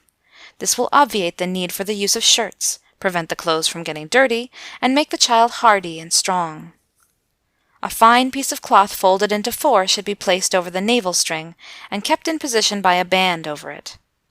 The practice of tying a thread to the navel string and hanging it round the neck is highly injurious. The navel band should be kept loose. If the part round the navel be moist, fine, well-sifted flour may be gently applied over it. As long as the supply of the mother's milk is sufficient, the child should be fed exclusively on it, but when it gets insufficient, fried wheat well powdered and mixed with hot water and a little of jaggery may be used as a substitute with quite good results. Half a plantain well mashed and mixed with half a spoonful of olive oil is also particularly beneficial. If cow's milk has to be given, it should at first be mixed with water in the proportion of 3 to 1, and then heated until it just begins to boil, when a little of pure jaggery should also be added. The use of sugar instead of jaggery is harmful.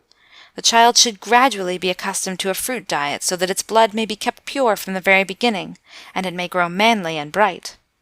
Those mothers who begin to feed their children on things like rice, vegetables, and dal, as soon as or even before its teeth have appeared, are doing them infinite harm. Needless to say, coffee and tea should be strictly eschewed.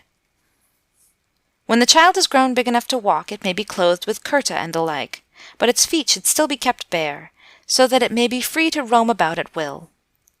The use of shoes prevents the free circulation of blood and the development of hardy feet and legs. Dressing the child in silk or lace cloths with cap and coat and ornaments is a barbarous practice. Our attempt to enhance by such ridiculous means the beauty that nature has given only bespeaks our vanity and ignorance. We should always remember that the education of the child really begins from its very birth, and is best given by the parents themselves. The use of threats and punishments and the practice of gorging the children with food are an outrage on the principles of true education. As the old saying has it, like parent, like child. Hence, the example and practice of the parents necessarily shape the conduct and character of the children. If they are weaklings, their children also grow up weak and delicate. If they talk clearly and distinctly, so too will the children, but if they talk with a lisp, the children will also learn to do so. If they use foul language or are addicted to bad habits, the children necessarily imitate them and develop into bad characters. In fact, there is no field of human activity in which the child does not imitate the example of its parents. We see, then, how heavy is the responsibility that rests on the shoulders of the parents.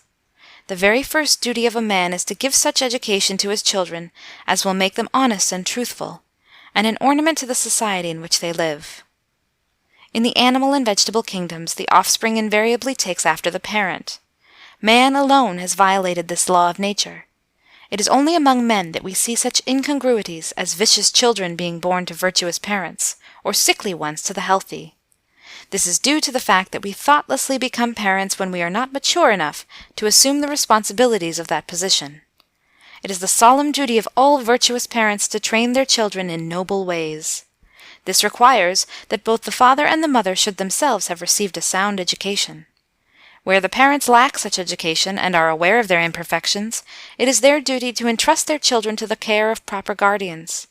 It is foolish to expect that a high character can be developed in the children by merely sending them to school. Where the training given at school is inconsistent with that given at home, there can be no hope of improvement for the child. As already pointed out, the true education of the child begins from the very moment of its birth. The rudiments of knowledge are imbibed almost in the course of play. This indeed was the ancient tradition. The practice of sending children to school is a growth of yesterday. If only the parents would do their duty by their children, there would be no limit to the possibilities of their advancement.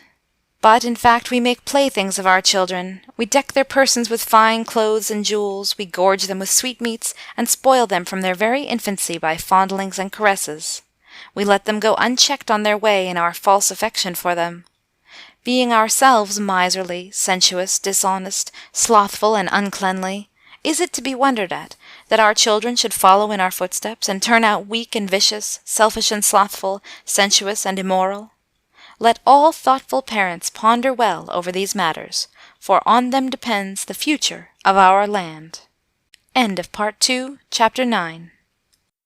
Part 2, Chapter 10 of A Guide to Health. A Guide to Health by Mohandas Karamchand Gandhi. Translated by A. Rama, Iyer. Chapter 10.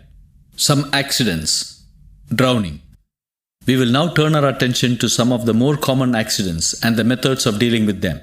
A knowledge of these things is essential to everybody so that timely help may be rendered and the loss of many precious lives averted.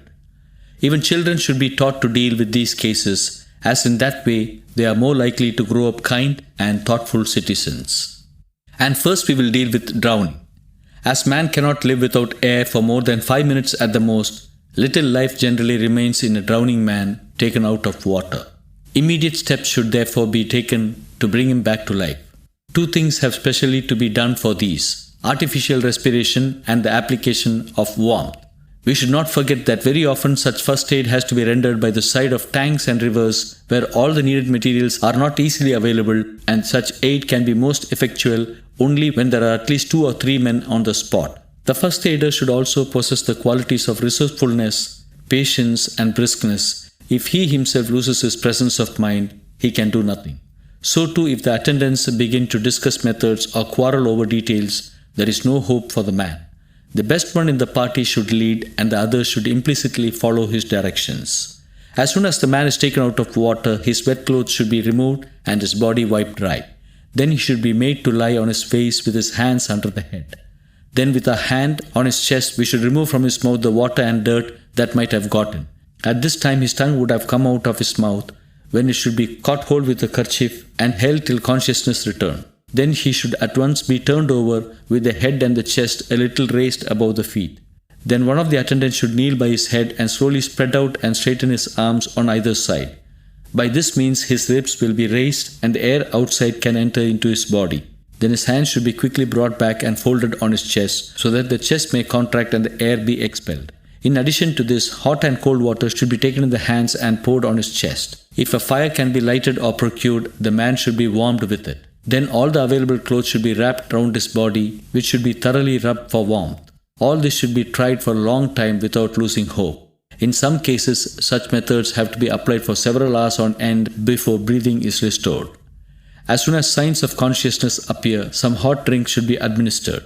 The juice of lime in hot water or decoction of cloves, pepper and the bark of the bay tree will be found specially effective. The smell of tobacco may also prove useful. People should not be allowed to crowd round the patient and obstruct the free passage of air. The signs of death in such cases are the following: the complete cessation of breathing and the beating of heart and lungs as indicated by a piece of peacock feather held near the nose remaining quite steady, or a mirror held near the mouth being undimmed by the moisture in the breath, the eyes remaining fixed and half open, with heavy eyelids, the jaws getting fixed, the fingers getting crooked, the tongue protruding between the teeth, the mouth getting frothy, nose getting red, the whole body turning pale. If all these signs simultaneously appear, we may conclude that the man is dead. In some rare cases, life may still remain even when all these signs are present. The only conclusive test of death is the setting in of decomposition. Hence, the patient should never be given up for lost until after a long and patient application of remedial measures. End of Chapter 10, Part 2, Chapter 11 of A Guide to Health. A Guide to Health by Mohandas Karamchand Gandhi. Translated by A. Rama Iyer. Chapter 11. Some accidents continued. Burns and scalds. Very often when a man's clothes catch fire, we get into a panic and instead of helping the injured, make matters worse by our ignorance. It is our duty therefore to know exactly what to do in such cases. The person whose clothes have caught fire should not lose his presence of mind. If the fire is only at one edge of the cloth, it should at once be squeezed out with the hands. But if it has spread over the whole cloth or a large portion of it, the man should at once lie down and roll on the floor. If a thick cloth like a carpet be available, it should at once be wrapped round his body, and if water is at hand, it should also be poured over it. As soon as the fire has been put out, we should find out if there are burns in any part of the body. The cloth would generally stick to the body where there are burns, in which case it should not be forcibly torn off, but gently snipped off with a pair of scissors, leaving the affected parts undisturbed, and taking care to see that the skin does not come off. Immediately after this, poultices of pure mud should be applied to all these places and kept in position by bandages. This will instantly relieve the burning and ease the patient's suffering. The poultices may as well be applied over the portions of the cloth which stick onto the body. They should be renewed as soon as they begin to get dry. There is no reason to fear the touch of cold water. Where this sort of first aid has not been rendered, the following directions will be found very useful. Fresh plantain leaves, well smeared with olive or sweet oil, should be applied over the burns. If plantain leaves are not available, pieces of cloth may be used. A mixture of linseed oil and lime water in equal proportions may also be applied with great advantage. The portions of cloth which adhere to the burns may be easily removed by moistening them with a mixture of tepid milk and water. The first bandage of oil should be removed after 2 days, and afterwards fresh bandages applied every day. If blisters have formed on the burnt surface, they should be pricked, but the skin need not necessarily be removed. If the skin has simply got red by the burn, there is no more effective remedy than the application of a mud poultice. If the fingers have been burnt, care should be taken when the poultice is applied that they do not touch against one another. This same treatment may be applied in cases of acid burns and scalds of every description. End of Chapter 11. Part 2, Chapter 12 of A Guide to Health. A Guide to Health by Mohandas Karamchand Gandhi. Translated by A. Rama Iyer. Chapter 12. Some accidents continued. Snake bite. There is no limit to the superstitions current among us in regard to snakes. From time immemorial, we have cultivated a terrible fear of the snake. We even dread the very mention of its name. The Hindus worship the serpent and have set apart a day in the year, Naga Panchami, for that purpose. They suppose that the earth is supported by the great serpent Sesha. God Vishnu is called Seshasai, and he is supposed to sleep on the serpent god, and God Shiva is supposed to have a garland of serpents around his neck. We say that such and such a thing cannot be described even by the 1,000-tongued Adisesha, implying our belief in the snake's knowledge and discretion. The serpent Karkotaka is said to have bitten King Nala and deformed him, so that he might not suffer any harm in the course of his wanderings. Such conceptions are also to be met with among the Christian nations of the West. In English, a man is very often described to be as wise and cunning as a serpent, and in the Bible, Satan is said to have assumed the shape of a serpent in order to tempt Eve. The real reason for the popular dread of snakes is obvious. If the snake's poison should spread over the whole body, death must necessarily ensue, and since the idea of death is so dreadful to us, we dread the very name of a snake. Hence, our worship of the snake is really based on our fear. If the snake were a little creature, it would hardly be worshipped by us, but since it is a big creature and a strangely fascinating one, it has come to be deified and worshipped. The Western scientists of today hold that the snake is merely a creature of instinct and it should be destroyed forthwith wherever found. From the official statistics, we gather that not less than 20,000 persons die every year in India of snake bite alone. The destruction of every venomous snake is rewarded by the state, but it is really a question if the country has benefited by it in any way. We find from experience that a snake never bites wantonly, but only as a retaliatory measure when it is molested in any way. Does this not bespeak its discretion or at least its innocence? The attempt to rid Hindustan or any portion thereof of snakes is as ridiculous and futile as trying to wrestle with the air. It may be possible to prevent snakes coming to a particular place by a systematic process of extermination, but this can never be done on a large scale. In a vast country like India, it would be an altogether foolish enterprise to try to avoid snake bites by wholesale destruction of the snakes. Let us never forget that the serpents have been created by the same God who created us and all creatures. God's ways are inscrutable, but we may rest assured that He did not create animals like the lion and tiger, the serpent and the scorpion, in order to bring about the destruction of the human race. If the serpents were to meet in council and conclude that man has been created by God for their destruction, seeing that He generally destroys a snake wherever found, should we approve of their conclusion? Surely not. In the same way, we are wrong in regarding the serpent as a natural enemy of man. The great Saint Francis of Assisi, who used to roam about the forests, was not hurt by the serpents or the wild beasts, but they even lived on the terms of intimacy with him. So too thousands of yogis and fakirs live in the forests of Hindustan amidst lions and tigers and serpents, but we never hear of their meeting death at the hands of these animals. It might, however, be contended that they must certainly be meeting their death in the forests, but that we do not hear of it as we live so far away. Granted, but we cannot deny that the number of yogis that live in the forests is nothing in comparison with that of the serpents and wild beasts, so that if these animals were really the natural enemies of man, the whole race of yogis and other dwellers in the forest should become very rapidly extinct, especially since they have no weapons with which to defend themselves against their attacks. But they have by no means become extinct, and we may conclude therefore that they have been allowed to live unmolested in the forests by the serpents and wild beasts. In fact, I have implicit faith in the doctrine that so long as man is not inimical to the other creatures, they will not be inimical to him. Love is the greatest of the attributes of man. Without it, the worship of God would be an empty nothing. It is, in short, the root of all religion whatsoever. Besides, why should we not regard the cruelty of the serpents and the wild beasts as merely the product and reflection of a man's own nature? Are we any the less murderous than they? Are not our tongues as venomous as the serpent's fangs? Do we not prey upon our innocent brethren much in the same way as lions and leopards? All scriptures proclaim that when man becomes absolutely harmless, all the other animals will begin to live on terms of intimacy with him. When feuds and conflicts as fierce as that between the lion and the lamb are going on within our own breasts, is it any wonder that such things should go on in the external world? For we are but the reflection of the world around us. All the features of the external world are found reflected in the inner world of our mind. When we change our nature, the world around should also inevitably change. Do we not find that the world assumes a totally different aspect to those individual men and women who change their own nature by strenuous self-discipline? This is the great mystery of God's creation, as well as the great secret of true happiness. Our happiness or otherwise rests entirely upon what we are. We have no need to depend on other people at all in this matter. Our excuse for writing at such length on snakebite is this. Rather than merely prescribe cure for snakebite, we thought it as well to go a little more deeply into the matter and point out the best way of getting rid of our foolish fears.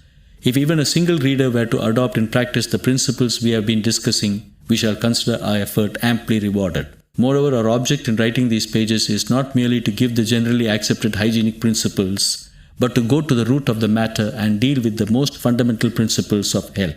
Modern investigations have also shown that the man who is perfectly healthy, whose blood has not been tainted by excess of heat, and whose food is wholesome and sattvic, is not immediately affected by the poison of the snake, but that, on the other hand, its effect is instantaneous as well as fatal on the man whose blood has been tainted by drink or unwholesome food.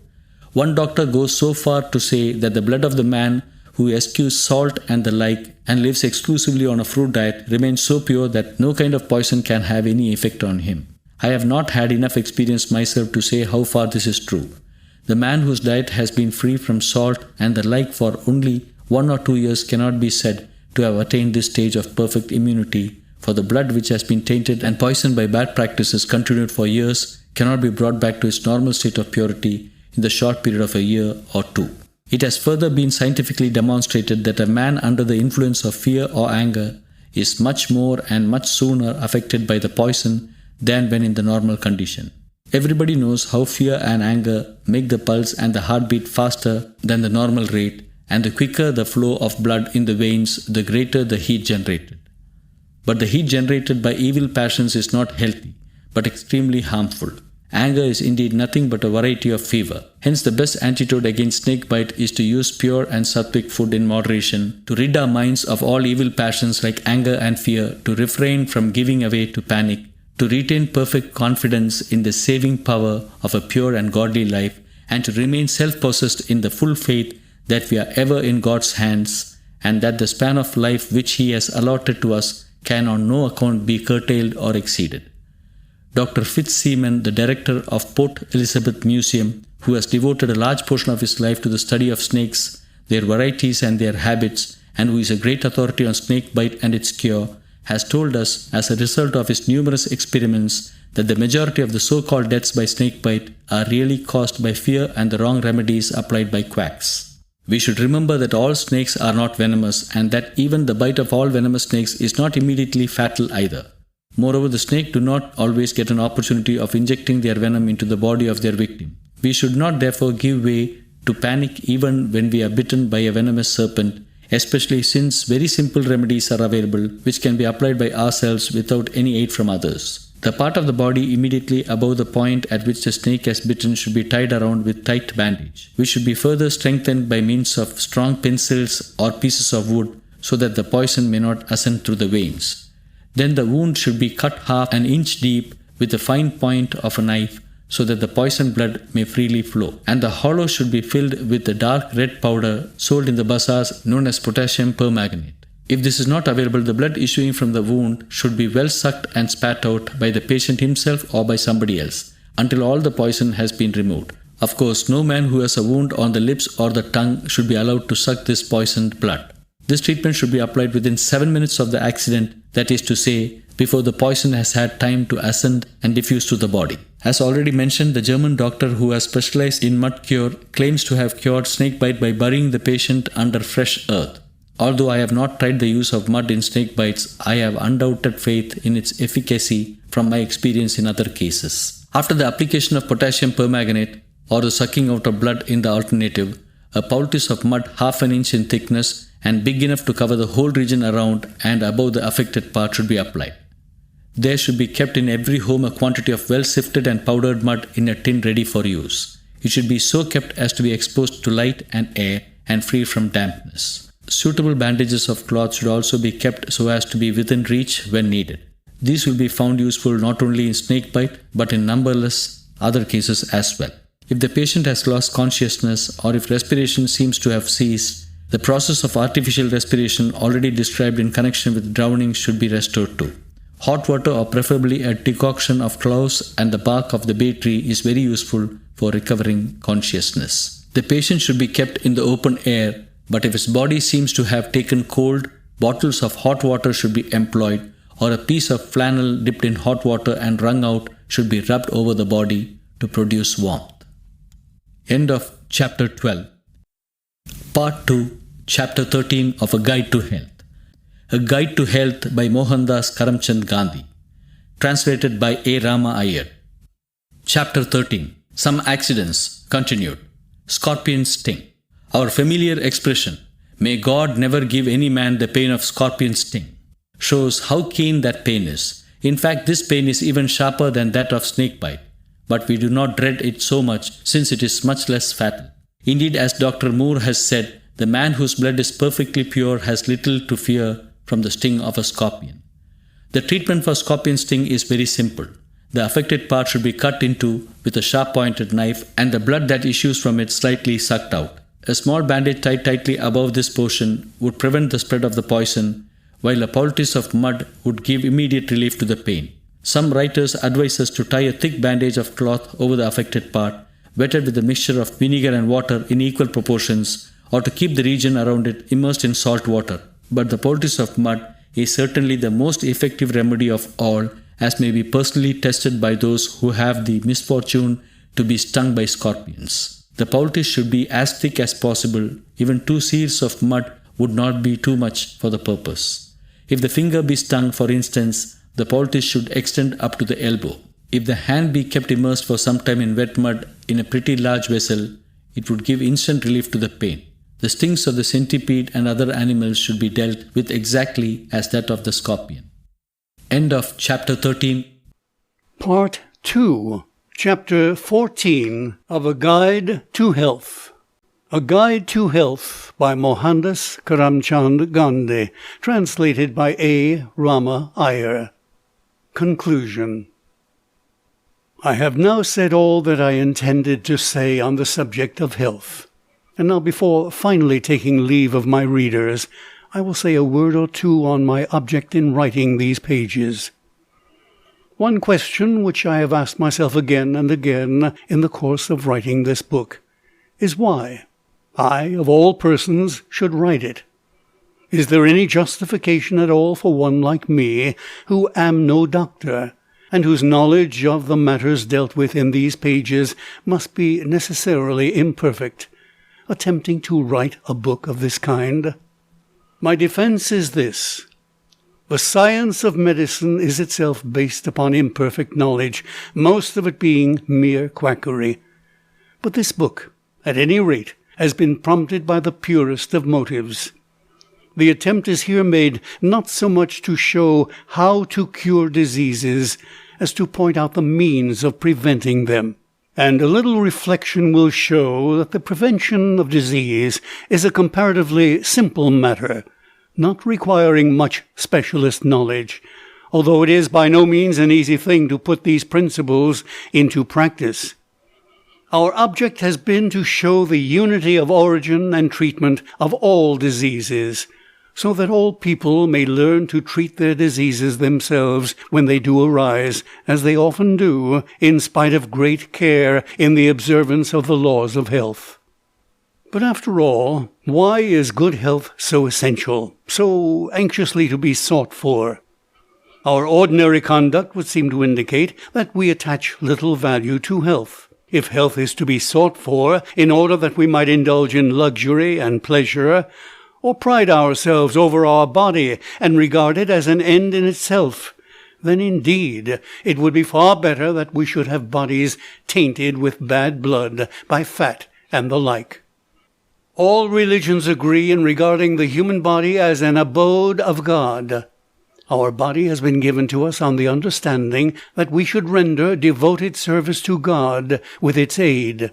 It is our duty to keep it pure and unstained from within as well as from without, so as to render it back to the giver when the time comes for it in the state of purity in which we got it. If we fulfill the terms of the contract to God's satisfaction, He will surely reward us and make us heirs to immortality. The bodies of all created beings have been gifted with the same senses, and the same capacity for seeing, hearing, smelling, and the like. But the human body is supreme among them all, and hence we call it a Chintamani, or a giver of all good. Man alone can worship God with knowledge and understanding.